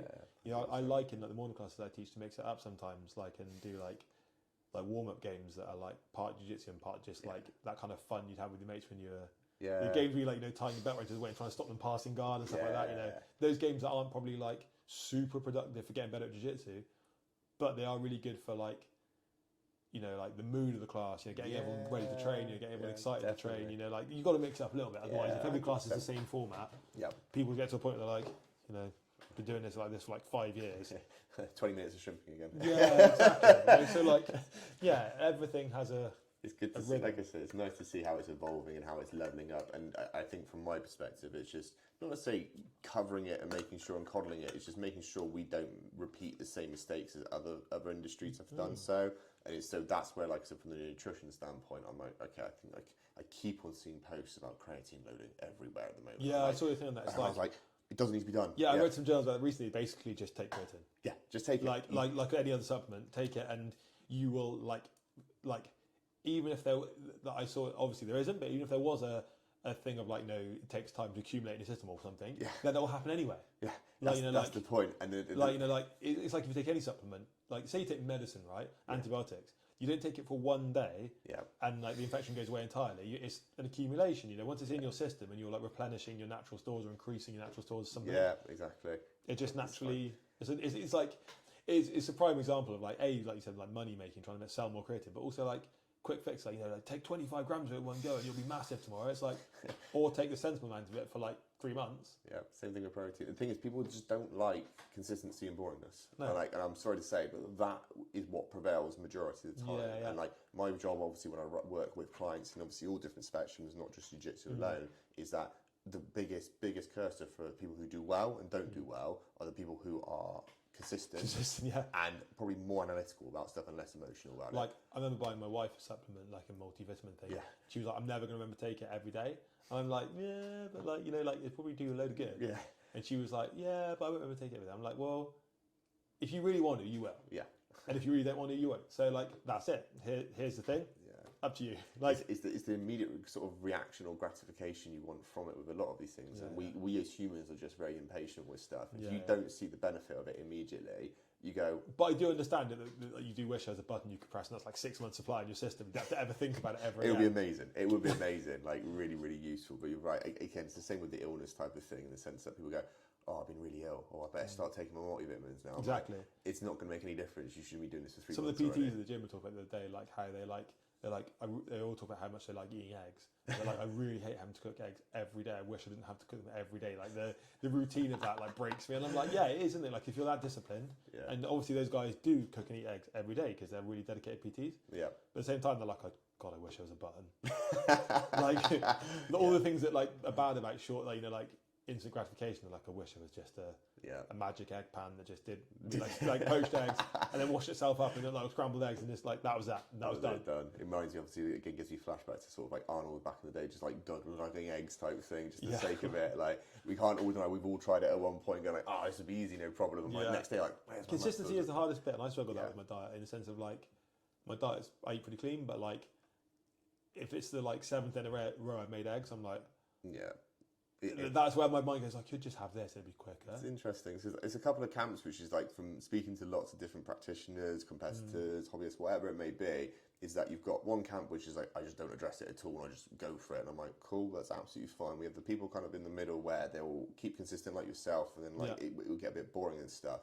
And I'd say the biggest thing to encourage someone in your position in there is to typically try and understand the other food groups that you might be incorporating, which is different to what your normal structure is, to eliminate its kind of good or bad mentality, which can sometimes be quite hard based on what we read all the time, because to say the least here, you'll be in the camp where you're very close to optimal performance, and you see like, this is the optimal performance, no variability, we have the same meals all the time type thing, and I don't want to be the guy who just does nothing. And so for the people in your position, it's probably the trickiest out of anything because there's no clear-cut option. Do you see what I mean? And it's trying to say that majority of the time, like I think you mentioned before, you have to focus on your protein. You have an understanding of calories. Right? Daily protein, like I don't really waver on that unless if I do, I'm aware of it. That's probably one thing I'm not obsessed about, but I'm like, if I have a day where I don't have enough protein, I'm aware of it. I'm like, I definitely didn't eat enough protein today. There we go. Like just for recovery and like injury prevention more than anything. Like massively. I mean, obviously, if you're a bodybuilder, you're like freaking out about it. But like, for me, I'm not like I'm gonna get smaller. I'm like more like I'm probably just if I train really hard and I've had like a chicken sandwich, I probably know I'm not recovering very well. You know, and tomorrow's gonna be really hard. And like we talk about, like it's like debt, isn't it? You know, you don't just have a bad day and then tomorrow you feel great naturally. You gotta keep again consistent with these type of things and just be aware of it. And I think when we get people who, for example, have never really looked into nutrition at all type of thing, and I tell them that by the end of this whole process, you're going to have another language that you've now learned, right? And this will be transferable anywhere at any point type thing. And once you've then taken that leap to do more than the meal plan, which is again my biggest gripe, I just need a meal plan. I'm like, no, you need to understand food. So like, what do you mean? I just need a meal plan to get results. Like, what are you going to do once you finish your meal plan? Or go back to the stuff that put me in the bad position in the first place. Like, it's hard. It's not that simple, is it? No, you've got to go and learn it. You've got to go and pick it up. It's like me coming to you and saying, right, I want to learn the flying triangle, please. And you going, do you know anything else? No. Just give me the instructional, please, and flying triangle, and that's it. Like, and nutrition shouldn't be hard, but no, and people kind of and because there's so many spectrums, I see it all the time. People will revert to sports performance and think that's what I need to do straight away. I'm like, there are very few people who need to min-max that to that level, right, to gain that extra 1%. 100%. To the guy who's competing locally, I don't know, once every 3 months at a local comp type thing, right? Yeah, you could do some preparation on the lead up to it. I can't deny it. I always took the approach when it came to my Jiu Jitsu training is that, when I started getting into it 3 times a week, absolutely great. And then I was actually considering about competing. I was like, I don't want to be. I want to make sure that if I come against a guy who's been doing it 3 times a week, I've been doing 6 times a week because then for every 1 week he's done, I've done 2 weeks instantly. obviously I may not be the best approach all the time, but it's the same thing with that nutritionist saying, okay, if I want to level myself up, giving myself a little bit of advantage, that'll be fine. Will it make or break you winning a match? Probably not at that level, right? Top level where people are making musumeshi. I just felt dehydrated on the mat just because I just had to make the weight cut and like was delirious on there. I'm like, kudos to you for winning the match, but dear God, like how much further would you be? Yeah, exactly. Without that, I think it's like a really common argument now as well that people like will go and happily spend 150 quid for a month with supply of supplements, but they don't get enough sleep, they don't eat properly, they don't train properly, and they're like, oh, but the supplement I've taken will like hopefully sort me out. And you go, like, I'm not saying there's anything wrong with supplements, like I use supplements, but like me taking magnesium is definitely not going to outweigh me like having had like one glass of water in a day, you know. And like the biggest thing I notice is like if I'm on weeks I'm training really hard every day, is that if I don't eat enough carbohydrates in a day, the next day I feel like I'm like, oh, my cardio is gone. I'm like, oh, it's not my cardio. I don't have any energy left in my body. Like, and thus I know if I'm used to feeling good, when I don't feel good, I feel terrible. Like I'm sat here with I think I've got some Pop-Tarts in my bag ready for when I go open mat later type of thing, just to give myself I've got some food in me type of thing. But yeah, you're very much right, and it's just having that awareness to begin with, and I think people just are naive to it as well, in the sense they're just like, I'll be fine, I'll just go through my day to day everything, and I'm like, you can make some significant differences, and as you mentioned with supplements in the day, there's definitely a big trend with Tomcat Alley and things like that at the moment. Like and natural I'm like, testosterone boosters. And I'm just like, oh God, here we go again. Just it's like kudos to the marketing team around these type of supplements. And it reminds me, I used to use this as inspiration. Obviously, when I first started, it was when Juice Plus was just the thing, right? Every hairdresser, beautician was trying to push it as their side business, right? And I used to just say to them like, I'm inspired by the amount you're marketing this product, but it means I've got to do as much marketing as you or more to get my name in front of it. Oh, that's what does my head in, where it's like, they like, it sounds horrible, it's always like a housewife who's like lost weight, and it's like, well, they've replaced one of their meals with like 100 calorie like shake, like milkshake. Yeah. You're like, well, of course you have. You've like had 2 meals a day rather than 3 for 3 months. Yeah, exactly. Like it's a huge calorie deficit. You're like, oh, I don't feel like it was. It's like, well, no, if you had a protein shake, you wouldn't feel like it was. Like, my argument is again like with before and after pictures that like they're good, don't get me wrong, but it's the after picture which is the real work type of thing. Yeah, exactly. And also like all those people that have proven that like, you know, you can do the same photos on the same day, like 10 minutes apart, but lighting, like everything, outfit, everything. Everything. But in terms of like things like Tonga Alley and stuff, I try and say to people, look, that you get someone who is viewed as like a tier 1 operator, I think is the best way of describing it. And so like military, professional sports player, really technical science job, which may not even be related, right? And they'll talk about it, they'll have the right background around it, they may even fake a Joe Rogan podcast type of thing behind it, type of thing, and say, this product's really, really good. You do a bit of digging, you find out actually they're involved with the company itself as well. And then you look at the research. Or they're being paid a load of money for to promote it. And you then look at the research paper, and I've joked about this with people who've asked about Tonka Alley. I said, it helps with erections. If you want an erection in the middle of the mat, crack on. It's probably going to make north-south really fucking awkward for some person, but at the same time, you're going to get loads of people now. Likewise, on top of it, I think it was a CrossFit seminar someone asked about. I said, look, you trying to do a barbell clean with erections can be really fucking awkward, mate, or burpees. It's going to be a problem. It's going to be a real problem. Real problem all of a sudden.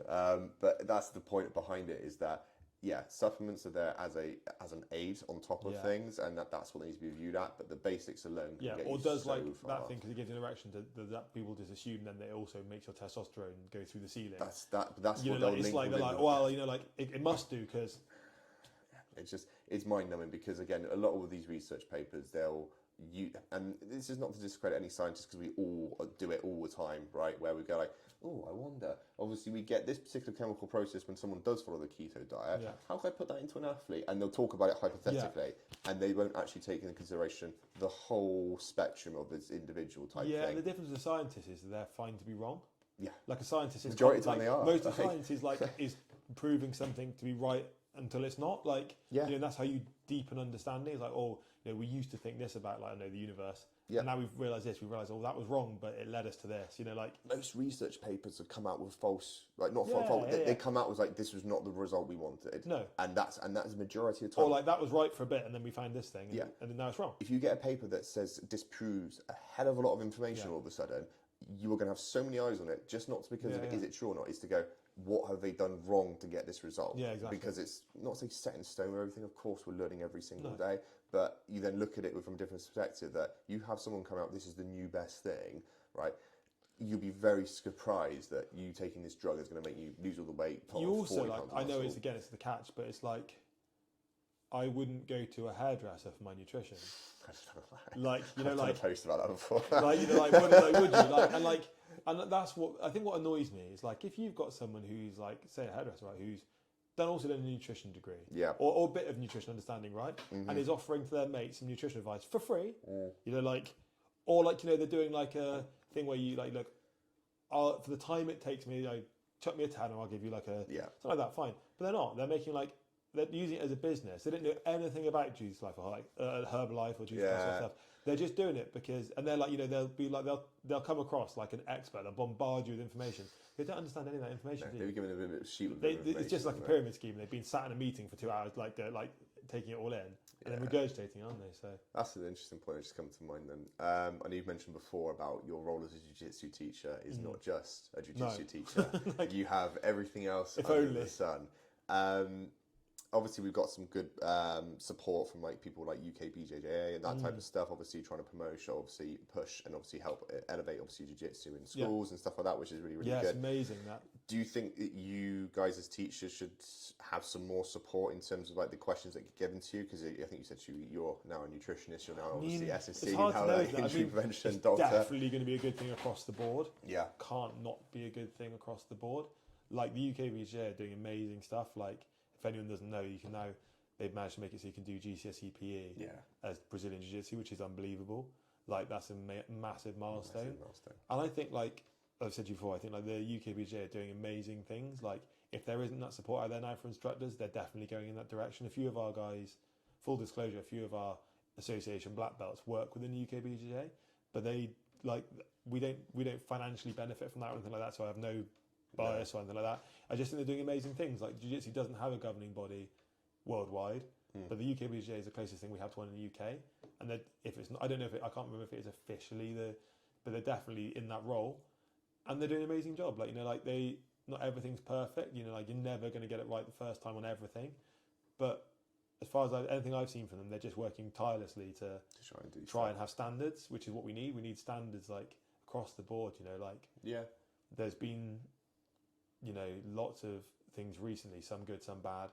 Very horrendous accusations against certain people in the community, and when that happened, there's no official governing body to say we need a full investigation into this. It was I think he investigated himself, the person in question, and found himself not guilty or some nonsense like that. Shockingly, and like people don't want to say stuff because it's a small sport and everyone's got like a connection to that person or something like that, you know, and not because they're like. Don't get me wrong, I don't mean that people don't want to stand up and say something, but it's like, you think like, well, how much is my individual voice going to be listened to?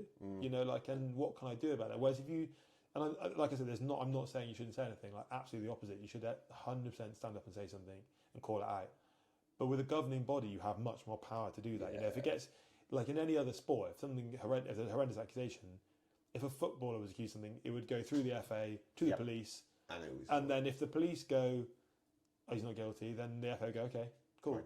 But like they wouldn't go, the FA wouldn't find out about it and go, oh, we'll let them decide for themselves if they're guilty, and when they tell us what they think, we'll just crack on. It would have to go through all full like legal procedure, and that's what one day Jiu-Jitsu is going to have, and one day it will. I hope so. I think, like I said, looking at other sports and what I've seen so far and how it's like transpired is again, I hate to use this, but the bodybuilding community have had some absolute cowboys in terms of like. This is how you do your nutrition, this is how you train, this type of stuff. Go and take X, Y, Z, Ashley and Jesus, of course. And this is what you need to do. And are putting people in absolutely horrendous health implications because of it. Definitely. And there's no governing body behind it, right? And there's other sports out there, like, again, hate to use obviously CrossFit as another example, but you have specific courses in there where it's like, here's your level 1, here's your level 2, here's your level 3. Now, I appreciate with Jiu-Jitsu, you're going to probably find it very patronising, obviously, in your position. Go and do your level 1 instructor course. I don't know, is there such thing out there? I don't think there is, but like, I mean, maybe not like that, but I think like one thing that will have, I think it will come, I was talking about something the other day about like, right now, no one gets wages. You know, no one's paid by a jiu-jitsu club to be like on the, you know, like if you look at a footballer, they get paid, they don't get paid to win. Yeah.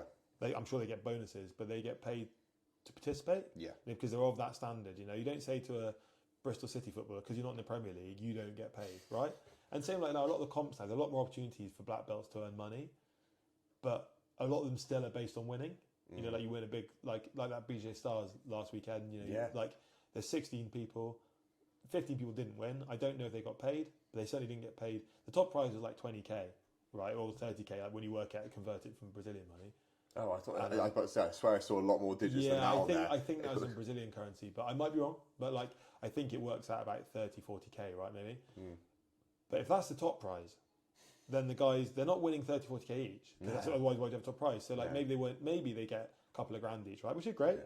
But that's like when you work out over a year in the training, and if that's your full-time job, then, and those guys, don't get me wrong, they're making full-time jiu-jitsu a job. You know, they're making good money. I'm sure they are all earning good money, right? Yeah. But incomparable to other sports, you know, like if you're like a footballer or Formula One driver, you know, at the top of your sport, you're earning a lot more. Even in Formula One, not all the drivers get paid. Yeah, exactly. That's people don't understand that. Yeah. Like, they have to have the right financial backing, sponsorships, all that type of stuff. But I mean, like, there's more. If you find out that Lewis Hamilton earns X amount, you wouldn't go, oh my God, I thought he only earned 100 grand. You know the top guys are earning big money, and it does trickle down to some degree. Like, you don't have, it's not only like one guy winning. Yeah. If you reach the top of most sports, you know, like, and I think maybe one day jiu-jitsu will have salaries, you know, like, you know, you are part of a club and everyone gets paid. I'm not about mega money, but like, you know, a couple of grand a month, like a normal job. Yeah. Like, maybe that'd be the way forward. And then they won't need to win to get paid. Yeah. You know, like maybe they get paid more if they win, but like... It's interesting because that came to a conversation we had before the podcast started about being in the position from a business perspective that your I don't know, your finances are covered to the point that it's not all just about trying to get more money through the door. Yeah, exactly. You then start opening your eyes up. Personally, it's with me about, where can I reinvest my time, my energy, my finances into evolving it even better type thing. Yeah. And I think we've all seen it before, like I say, locally, it could be further afield, where a gym has got a certain amount of members coming through and the gym doesn't seem to improve in the slightest bit. Yeah. Yeah, mats are in absolute pieces, like changing rooms are an absolute shit pit type thing. Everyone's coming in with stinky geese type thing. And then you see the owner kind of rock up in, I don't know, Range Rover Sport type thing, and then it's like exactly, like the old like Jeff, like guys like driving around in Ferraris or whatever, not paying their athletes. But like, and I think conversely, it's like the money has to be invested into the infrastructure for it to get better. Yeah, like when we were at the old gym, Pedro definitely wasn't driving around in a Ferrari, you know, and like we only had a small space, so there's only so many students you can have. Having a gym like the Sweatbox, a huge increase in space means you can obviously do a lot more, and the business can grow. So like, you need a bigger space, and you need that investment, and like that investment couldn't have just come from me and Pedro. It needs to be part of a bigger business, you know, like with more investors and more people behind it to get it going. Cause it's a huge space, and the cost of that, like the setup cost, is bonkers. I hate to think, obviously, with like prices of like energy and that type of stuff going up, about how, again, I'm not aware, but people having to put up their prices and stuff like that. I don't know if you... Yeah, like I think we put our prices up by £5 a month. Okay. For people, but like, you know, and that was something that they were reluctant to do. But when you see the increase in our bills, is terrifying. Like the increase in the bills. So like, just trying to do what you can to keep the meet that balance. You know, like you need to have like when we train at 7 a.m, we need to have the heating on for 20 minutes because the room is cold. You know, like and you can't get around that, and it's like. You can say, "Oh, we're not having the heating on," but then you lose all your members, because that's how the world works, you know. So, trying to make a balance, you know, and like I know that when we put the price up, the directors were not like, "Oh yeah, more money." They were like, "I don't want to do this," like. No. But it's just like, what's the least we can charge to try make it viable? So again, there's other gyms like that. I know obviously Trojan said they're going to do it recently as well. Type of thing. And like you speak to Matty in person, and also the cost of like. They had to put the price of their protein up recently by a couple of quid, you know. Yeah. I know that, like, from their perspective, they're very apologetic about it. But I think, from my perspective, I'm like, yeah, do it. Like, you know, like your product's excellent. You know, if it goes from 35 quid to 38 quid, I think it was something like that. I'm like, that's not a problem.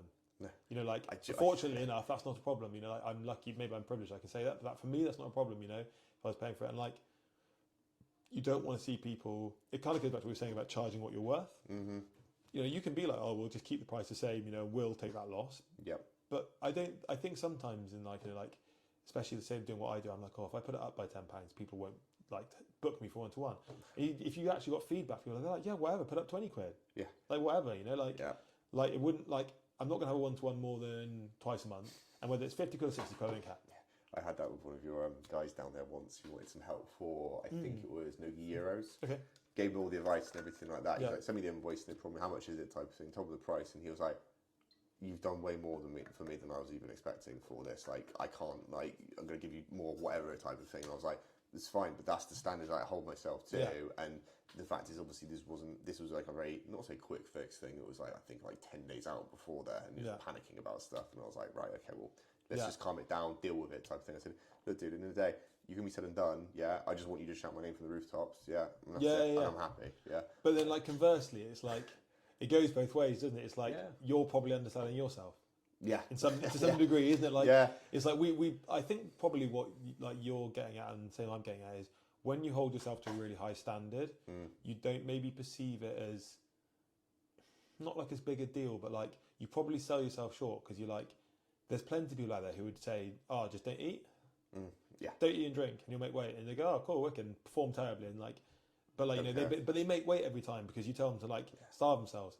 Whereas if you care about what you do and you're really invested and passionate about it, you don't want to charge more because you also want to help people out. Yeah. Like, I think anyone that does what we do, like coaching of any type, you want to help people out. That's the underlying reason. You wouldn't do it. Yeah. You wouldn't be a nutrition coach if you hated everybody, but just wanted to make loads of money off of it.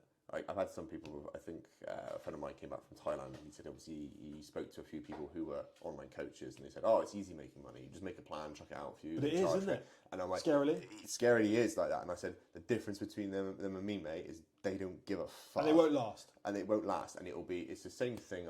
This is not to hit on anyone, like I said, who's gone down like modelling route or anything like this type of thing. I'm like, you're going to age.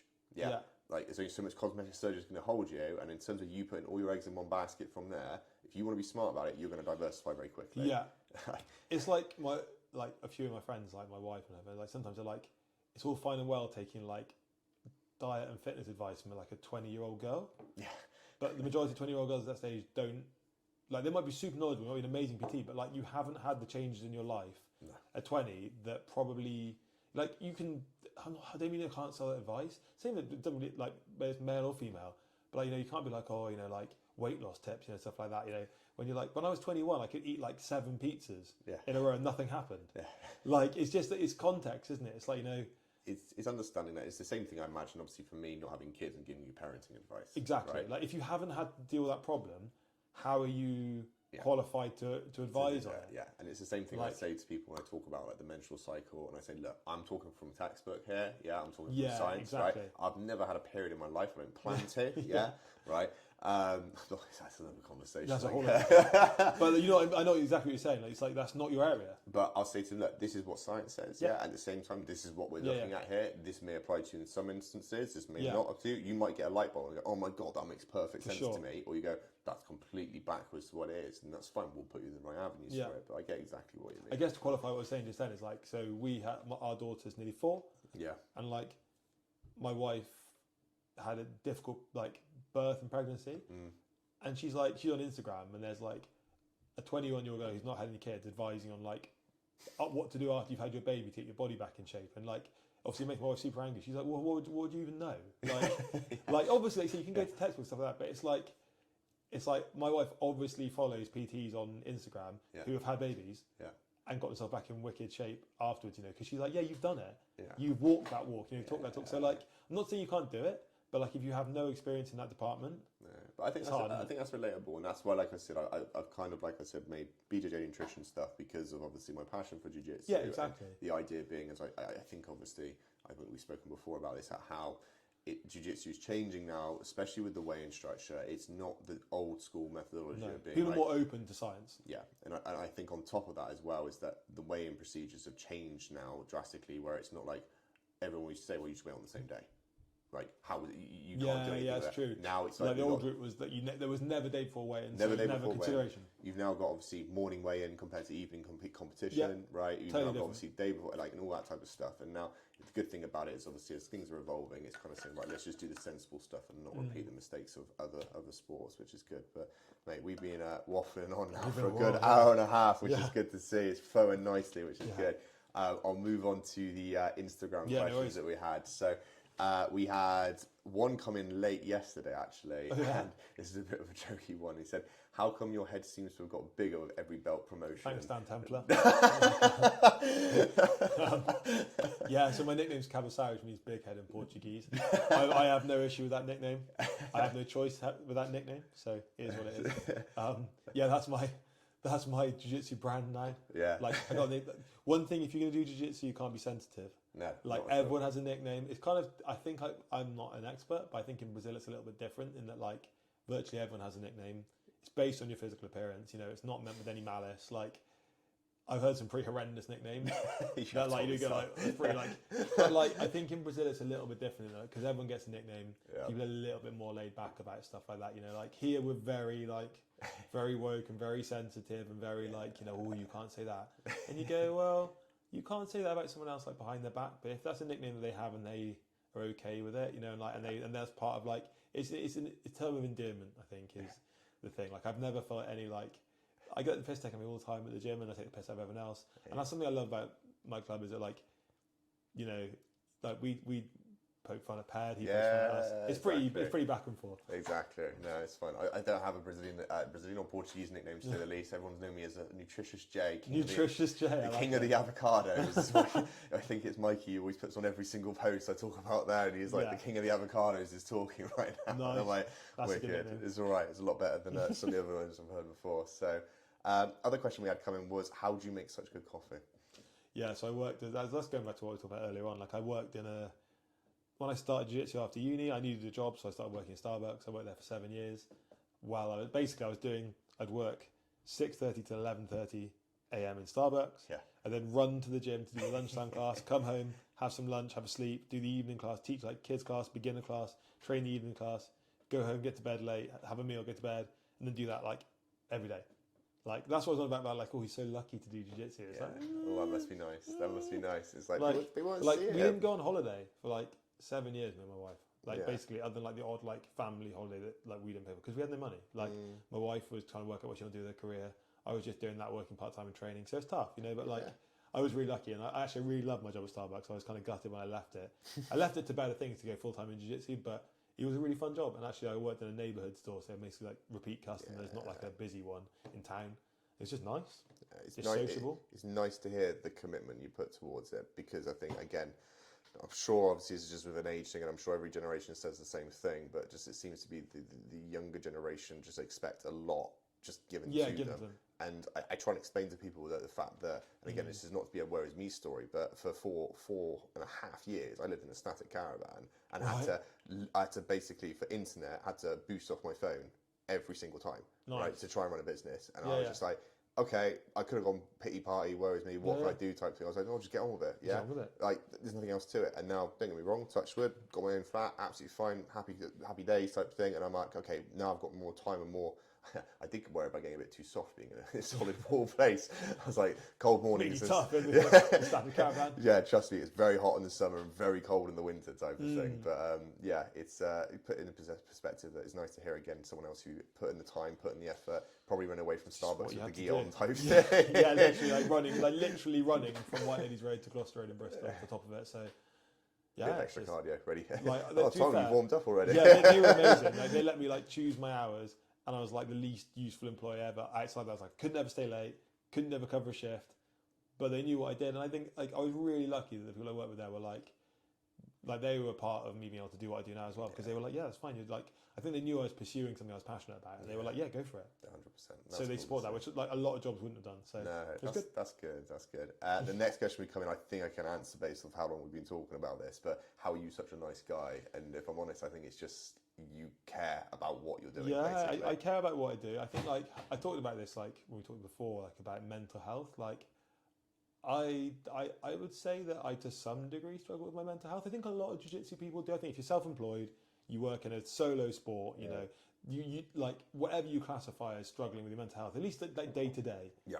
No one, I don't think I've ever spoken to anyone in this realm who's never like lost a competition, felt shit, or like the grind of just maybe like you're just really deeply tired. You know, you need a break, you need a holiday, whatever.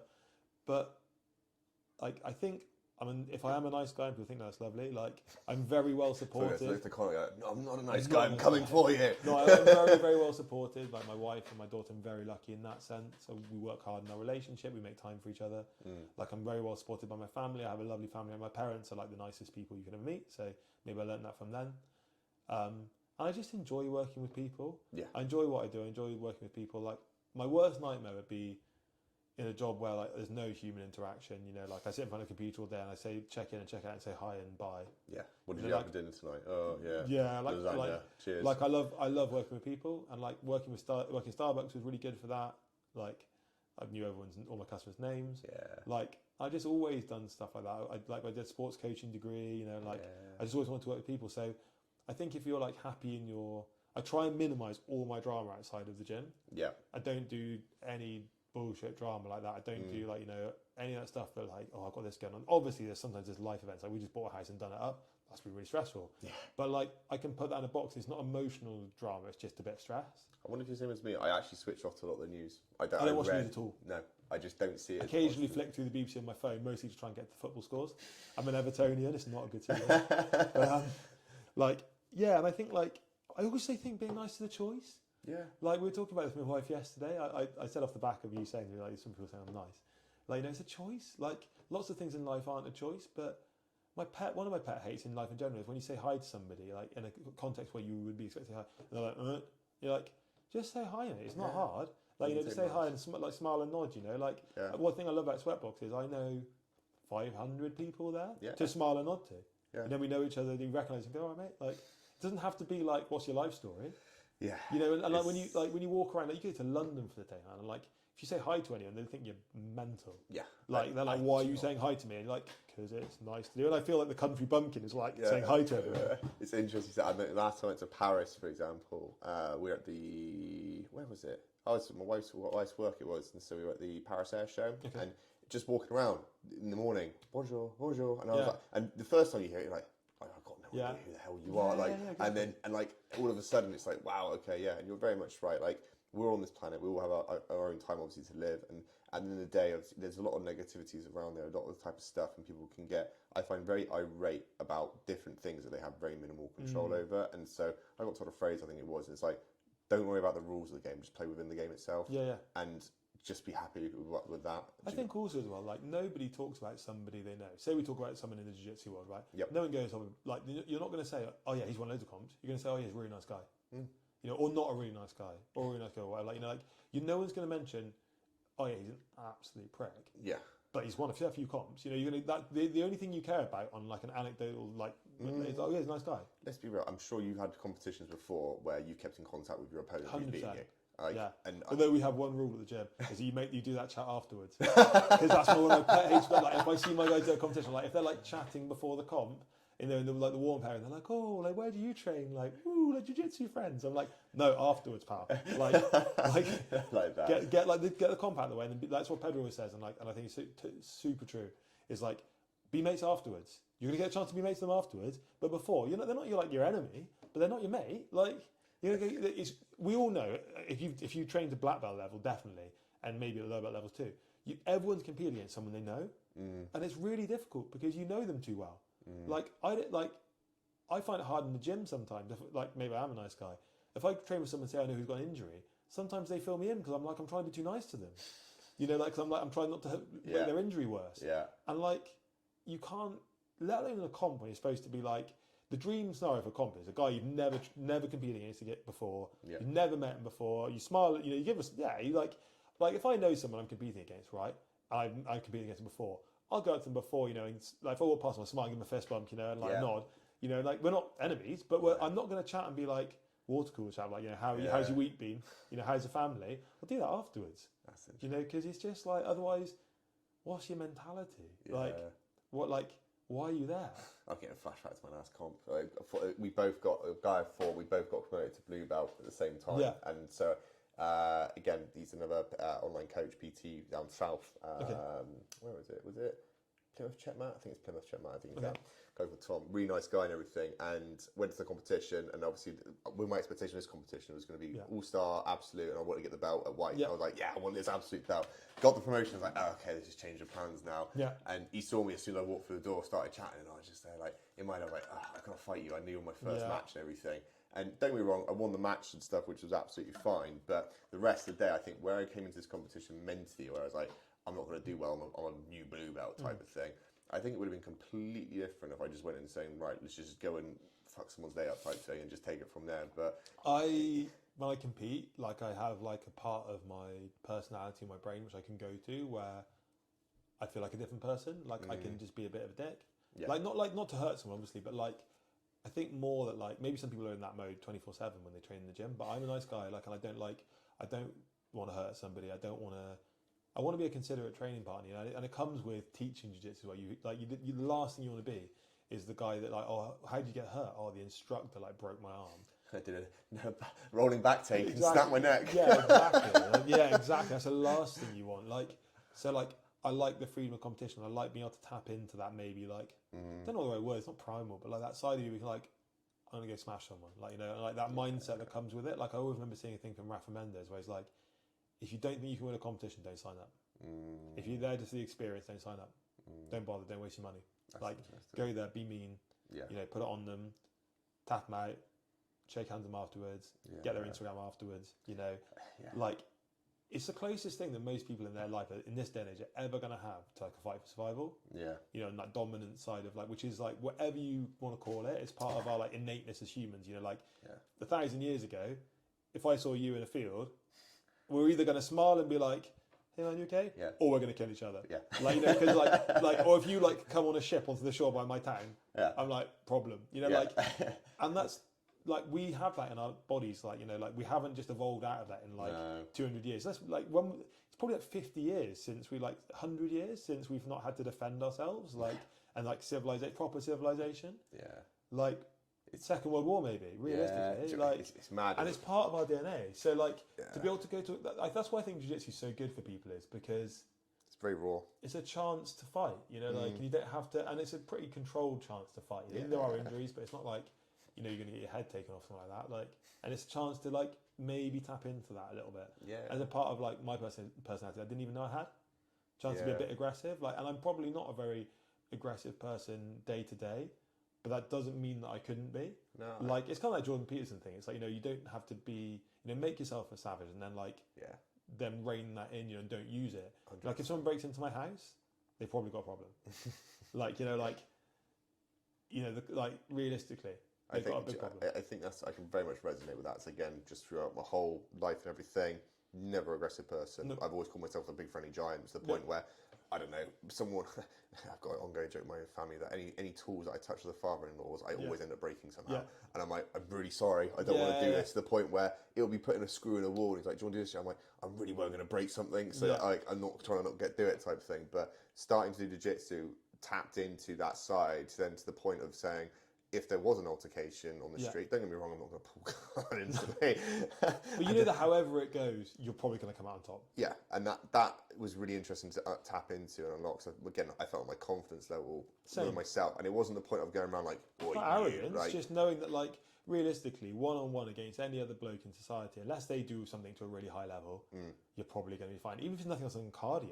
Yeah, 100%. You know, like someone that doesn't train is going to gas in like 10 seconds. I think Joe Rogan said about it. It's like, oh, you think you could? I'll let you throw 4 punches, and we'll see how you feel now. All of a sudden, most people, like when you train with someone new in jiu-jitsu, they gas in like 30 seconds entirely, and then they're like tapping from like not even like a horrible position. They're tapping from like close guard because they're so tired, you know. So like that's the thing, isn't it? And it's not an arrogance. Like I don't think I'm hard at all.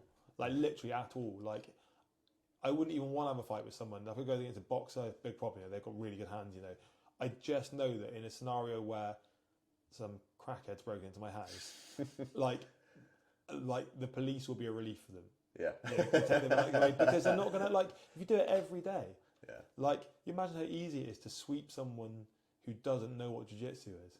You know, from like any bottom position, even someone takes you down or something like that catch you by surprise, they're going to be on the top for like 1 second because you know how to sweep someone who's very good and resistant, not someone who's got no experience. So yeah, it's just one of those things, isn't it? It's like it's a chance to be that person that maybe. It's interesting. It reminds me of a story I got told once by someone who trains on the sweatbox and stuff. I won't name him and stuff. And he said that he was driving on the motor, I think it was on the Cumberland Basin, and this guy just cut up in front of him, and he started like effing and blinding. I was like, who the fuck is this guy? Right? Oh, I'm gonna fucking kick his head in. Who was it driving the car? Good old Pedro. And I was just like, he's like, I don't know like, how oblivious it would have been type thing. And he probably just waved at him afterwards, like, type of thing. But imagine that. But like also it's that thing of like, something like jiu-jitsu gives you the confidence. Say you're in the car and like someone cuts you up, right? Yeah. And they get out of there, or I know, like they get out of the car, some scenario like that. Maybe you're in the wrong, maybe they're in the wrong. You have that confidence to be like, sorry, man. Like, my bad. Like, really sorry. Like you can be submissive because there's no, like if you are insecure and nervous, you want to put on that front of like, I'm going to smash your face in, so that they don't expose that weakness. When I go red, bro. Exactly. If you don't have that weakness against the non-training members of the public, you have no reason to be like, I'm going to smash your face in, because you know that if it happened, you probably would. It's mad. You could just be like, you spill someone's pint in the pub, you can be like, I'll just buy you another one. Like, my bad. What would it cost me to like, here's 20 quid. Like, I'm really sorry. Because you don't want to have a fight in the pub. No, it's interesting because I think it wasn't the last UFC. I think it was about 2 UFC Londons ago. Me and my friend went and watched it at the Hatchet, and he does door security as well. But again, we were just sat there. Like we had a good friend. We knew one of the guys at the pub was like, "I'll put it on all the TVs for you, wicked, no problem." And we're just sat there eating our food, having a drink, enjoying a good time. And unfortunately, I've got horrendous cauliflower on this here. And again, he's I think he's current tattoos, all that type of stuff. And the amount of people were like, "What are you two UFC fighters?" type of thing. And like one guy was just ridiculously drunk and just keep on coaching. Do you want to play pool? Do you want to do it? I'm like, mate, we're just here to watch the TV. We're all good type. Whenever we don't do it so much now, we used to go out for like a Christmas party at the end of the year. Yeah. We'd always go to somewhere like horrendous, like Lizard Lounge on the Trunk, where you can get like 40 guys in, aged from like 25 to like 50 with cauliflower ears. And like, there would always be somebody, they'd always go for someone like Nad, right, who's fought in the UFC. Someone like that, because he's got cauliflower ears and he looks tough. Someone would be like, and he is tough, he's very, very tough. Someone would be like, I'll try my luck with him. And we all have to run in and be like, no. Like, it's just too much. Because trouble. it's like, it's like a big target for someone who's pissed off, like, if I can fill him in, all my mates will think I'm hard or whatever. And you just like, you don't understand how quickly you would die. Like, it would be like, in 10 seconds, you'd be in a coma. Yeah. Like, and you just think like, these people out there, like, I don't go out much anymore now. I don't drink, I don't go out. If ever, like if I do, it's like I'll go for like a meal or like a bar with my mates on his birthday. But I never go on nights out anymore. It's because it's interesting. I think when you look at like events and stuff and the distinguished difference. This is nothing against the other sports in the slightest bit. You go to a local boxing match, MMA, somewhat, right? The crowd's there in terms of what you get, compared to a jiu-jitsu match, which don't get me wrong, you have a person who has no idea on jiu-jitsu, it might be a completely different world to them. They're like, what the fuck's going on? Yeah. But I generally feel the tempo is a lot lower, and it's like in the case you don't get any. Like when you go to MMA events, it's like coked up blue belts, isn't there? Basically, yeah. there's a 30-man queue for the cubicle. Yeah. And you're on all the free. Yeah. I remember the last time we went to one, I was like, my drug experience is like smoking weed when I was a teenager once or twice and being like not my bag at all and never anything else. And then being like, it's a big queue. And like the guys always been like, yeah, mate. And I was like, oh yeah, right, yeah, of course. Yeah. I was like, like just a little part of my brain because I'm not in that world. Was like for a second, was like, maybe the food's bad here or something like that. And it was like, obviously, everyone's just queuing to go in. But mad. It's like I think it's a different vibe, isn't it? It's a massive different vibe, and I think it's because again, to the average Joe, to throw a punch and throw a kick without any sort of technical ability, anyone can do. Yeah.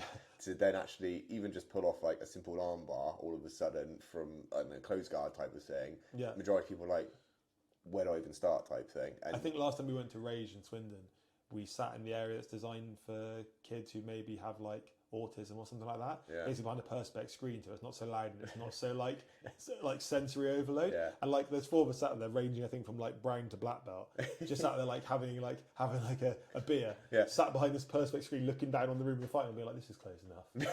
This is fine. I'm not being in that room. Like, I mean, we were just sat there and we're just like, I don't think I could deal with being in that. Oh, mate. Yeah, exactly. It's one of those things I enjoy doing the weight cuts for people, and then luckily enough, I normally get invited to just go in their warm up area type of thing, and I can just normally. Like, behind the scenes is probably fine, isn't it? Yeah, Like, I have to deal with it because at the end of the day, you get the same thing of like, I got no problem with conversation with people in the slightest bit, but it's always, I'd probably say it's the Connor era of going, I do UFC. Yeah. Do you now? Okay, cool. It was also not that long that like UFC people used to like boo and it went to the floor and stuff like that. You know, it's like different vibe. Final question we had, obviously, is we normally get the previous guest to ask the question, and obviously we'll ask you the same thing. All right. So the question we've got for you is, if you could be any peep show character, who would they be and why? I'd probably have to be Jazz. Yeah. Like, just I think like I probably relate to him being tall. Like, the Peep Show is an amazing show. I'm not sure if I actually fully relate to anyone on that show. Yeah. But yeah, it's a classic show. Wicked. Right. We'll leave it on this one final question. I hope it won't be too long for this one. What's an unpopular jiu-jitsu opinion that you have? Yeah, so I thought about this and we talked about it. Like, definitely a few things. Like, I reckon asking anyone else for money for competitions, that's definitely a massive pet peeve of mine. Like, whether it's like for kids or for adults, like we talked before, like make a champ and stuff. Like, if you're raising money for like you've had a really like curveball health condition and you just like need help for the treatment or something like that, or your roof's falling down in your house, no problem whatsoever. Support that till the end of the world. And same as we supported kids from like the favela in Brazil, like Terere Kids Project in Brazil, like Jonathan Marquez Moicano. I think he won worlds when we sent him over there. Like, I will happily support that. But when it's like I want to compete, I can't afford to compete. Yeah. You better make me able to do that. Or like MMA, I need my like brain scans. They're £900. It's like I need to fix my kitchen wall. That's like leaky. Like, you know, that's £900. It's like I don't understand how people have the nerve to be like, I want other people to pay for something that I do as a hobby. It's not even your job most of the time. No. Like, even if it is, like, I can't imagine asking someone like, I'm full-time in jiu-jitsu being like, oh yeah, I want to go do like worlds, so I want other people to pay for it. Yeah. It's like, well, you're clearly like, if you can't support yourself with your career you're doing, do another career. Yeah. Like, let's be real. If you look at the UFC fighters, right? Especially, let's take Arnold Allen, right? I'm pretty much sure that I think as of 12 months ago, right, I saw in his stories where he's working on a scaffolding site. Yeah, 100%. Yeah, right, because even though his name's obviously coming up for the ranks and that type of stuff, right, he probably was in the top 10 of doing this, he still needs a job. But he's a legit talent, and he's got like a record to back that up. If he can ask that question, I think, personally, I think if he's saying like, I can't afford my next camp, whatever, can anyone help me? Fine. If you've got a very well-proven track record at a pro level, then that's one thing. But he's still working. That's the thing. 100%. But I'm on about like casual part-time participants or people that like train. Like, I know I've trained twice a day for a long period of my training jiu-jitsu. Yeah. It's hard, but I still worked. Yeah. Like, you know, like if you want it, go get it.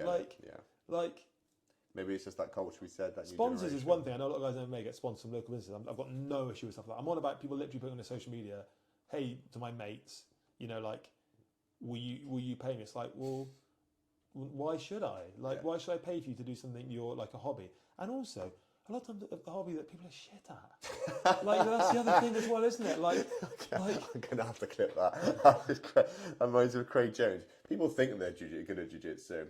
But like, there's something they're shit at. Like that's why jiu-jitsu needs a qualification system that's going in that direction. Like, if you're like then people who are legitimately the best at what they do, but maybe do have financial issues, come from underprivileged backgrounds, can get that support. Yeah. And that's what it should be there for. Like, if you come from a council estate and there's no way your family can afford to send you to like worlds in California, you should get financial support. If you're like a fairly well-off middle-class kid who really likes jiu-jitsu but doesn't want to have to pay for it, you shouldn't get it paid for you. Like, I would have done so much better at competitions and done so many more competitions if I just had unlimited money. Yeah. But you can't ask people go, oh, we want to send this lad to the worlds. It's going to be 1,500 quid. So like, start a GoFundMe, or you could just work 2 nights a week in a supermarket. Yep. And I know that loads of the guys I train with have the same opinion. Yeah, it wouldn't surprise me. Like, so take someone like Crocker, right? Yeah. He's quite an outspoken member of the jiu-jitsu community. Yeah. But he's come from very little, you know, in terms of like his background, like growing up. He's got a very good job now, you know, he's a teacher. And he's like, he agrees with me like on this 100%. He's the one sending me these things. And I don't disagree at all. We share the same opinion that it's like, you know, if you say like, I've been told I've got a year to live, there's this treatment in Germany that I can have that's going to massively increase my chance of survival, but it's 20 grand. Yep. You know, I have no issue giving money to that whatsoever, because if I was in that position or someone in my family's in that position, and they couldn't afford it, I'd say do the same. Yeah. What have you got to lose? Might as well. Yeah. Like, but when it's something that's a luxury, and like everyone else is out there grafting to get what they want in life. Yeah. I just think it's like that. It's another example of that. Like, I can't be asked to like graft for it. I'm just going to get someone else to do it for me. It's the same people that honestly, when you get, I don't know, you support them in some sort of way. Let's say, I don't know, you offer a couple more privates with them. Yeah, they'll turn up late. Yeah, or just like, it's just that thing of wanting it for free. Yeah. I don't want to have to pay for that. Why should I have to pay for that? No. Like, you can pay for that. The way I look at it is, if I couldn't get to Worlds, I'd go, right, what's the next biggest competition closest to it? Can I afford that? What but can like, I do realistically, and like, no matter where you're at in life, if you can't afford to go to Worlds, you shouldn't be going. You know, like, I'm not on about like these kids from Brazil in the favela. They you know, that's a different story. But like, if you're from here and like you haven't got your finances straight enough, you've got all your credit cards maxed, you're in your overdraft, like, you shouldn't be going. Like, that's, I hate that. Another thing I hate is this fucking thing of like everyone like, oh, it's my dream. Yeah, it's my dream to live in like a 17-bedroom house with a Ferrari, but it doesn't mean it's like. That's where we are, guys, at the moment, by the way. Yeah, that's exactly where bedroom we are number right 16. Yeah. But like, I've got like, oh, it's my dream to do this. It's like, well, show me a singular thread of evidence that shows you're going in that direction. You know, like, if you've gone to Worlds 3 times and you've got silver medals 3 times at adult, you know, then I'm fully on board with saying, all right, help you out a bit. Yeah. You are showing all the signs. Or you got bronze maybe, then you got silver. Yeah. And then you got silver again, you know, and you're right on that cusp, maybe. But when it's like, oh, I've been to Worlds like 4 times and I've lost every fight. Yeah. First round. You go, you're clearly not at that level. No. And there's no evidence to say you should be there. I genuinely think if they were at that and they were having that type of experience where they're getting bronze 4 times and obviously asking for someone else will be paying for them. I generally feel you would see chinks in their armour, I think, in the sense that they wouldn't be training 3 times a day. They wouldn't be doing all these extra things to try and help with their recovery and all that type of stuff. Most of the time I find that the people who are putting in all the work and doing everything, and I will happily hold my hand up and say that 3 people that we sponsor, being Will, Carson and Mark, put a shift in. Like, 100%. All the time. Like, those guys are not, those guys, like, also I think you find a lot of the time, those guys that are on the verge of that aren't asking for help. No. They're self-motivated, they're making it happen. Like, you're not going to find those people not putting in the work. No. Like, not just on the mats, but like in life to get to where they need to be.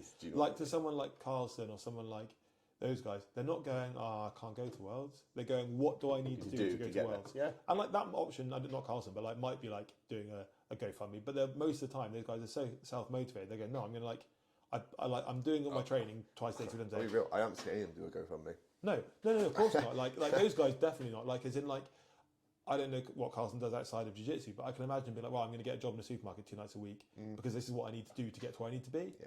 You know, like, you've got to have enough, like guys like that, yeah, they're not doing that shit. Like, it's the people who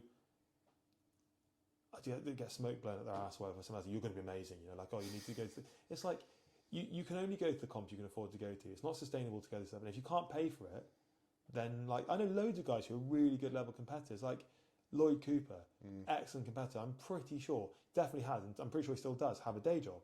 Yeah. You know, loads of guys I know have day jobs. Yeah. Really good competitors, you know, who achieve a lot. Like, because they know that they can't achieve what they want to achieve without financial backing. It's interesting. I just thought of it then, though. Like, if they're going to Worlds and wanted to go to Worlds, I'd be expecting them to be smashing every single local competition. That's the other thing as well. If you've got no evidence, if you can't win a local comp, what are you doing going to the big comps? Yeah.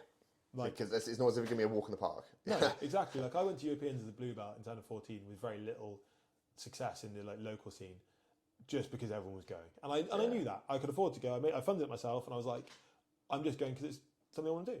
And then when I went to you as a period, like the late times at purple and brown belt, I didn't have a lot of success, but I was doing well at local stuff. You know, I won like London Open IBJJF, so I went to do a purple belt and I lost my first match by an advantage. You know, and I was like, I'm not the best guy here, but I'm also, when you lose by advantages, you're not like, you know, over 7 minutes at like advantages, you know, you're not getting smashed, you know, you're not miles off. So like, there's some good, like a feedback loop, and you're doing it right. But if you're like getting murdered in your local jiu-jitsu matches, you don't need to go to Euros. Like, and it falls into that same bullshit of like, oh, but you're crushing my dream. It's like, you can have every dream you want, right? You can, if you were a millionaire and you go, I'm going to do every comp on the IBJJF circuit because I can afford to, you crack on and go for it. But don't sell this bullshit that, like, you know, that you're going to be the next big thing, you're really important, your career. Like, people talk about their career when they compete on local comps. I'm like, you work in a day job and you do it for a hobby. It's not your career. There's no career. He's going to some Karen in the cafeteria for a coffee. I'll be more funny. Yeah, you don't have a career. Just, you just do a job, but this is your hobby. Yeah. Like if I went to a local badminton comp, I wouldn't be like, oh, it's my badminton career. You just be like, I just do it for a hobby because it's fun. Like you're definitely coming out in the dodgeball gear, like like this. I just think it's mental. Like people's like, I think it's just all the highlight reels. People are like, oh, I'm going to be the next big thing. Like, and you go like, if you're going to be, you would be. That makes sense, man. It's like I said, it's a very hot topic, obviously, with that, and there's so much you can do with it. But, dude, we're actually coming up with literally just 2 hours. Sweet, we better call it time. I was going to say, do you want to give a shout out to any of your sponsors and stuff like massive that? thank you to Tatami for all the kit. It's the best kit in the business, in my opinion. Like, and they're a local business as well. They're in South Wales, so it's a great company to support on every level. We'll put your discount code in the description as well. Thank you. Massive thank you to Trojan for the protein. Like I said, Matty and Julie, like they have no reason to sponsor me other than just being the nicest people in the world. Yeah. And they might sponsor me for years now. He's just top bloke, top gym. Wouldn't like hesitate to recommend them to anyone as well. Also, thank you to everyone at Sweatbox because that's why I work and have an amazing team around us, so supportive. And massive thank you to Pedro. Yeah. Like a 12-year thank you for my entire like jiu-jitsu education. So. Yeah, and everyone, and my family, and everyone that supports me, like I mentioned. So, and thank you to you for having me on the podcast. No, well, thanks for coming on. Really appreciate it. I'm sure, obviously, we'll be interviewing a lot of the other black belts in the circuit. That'd be wicked. It's definitely on my mind for a little bit. But yeah, obviously, thanks for coming on, mate. Cool. And yeah, we'll catch you soon. No worries. All right. Thanks, man. Bosh.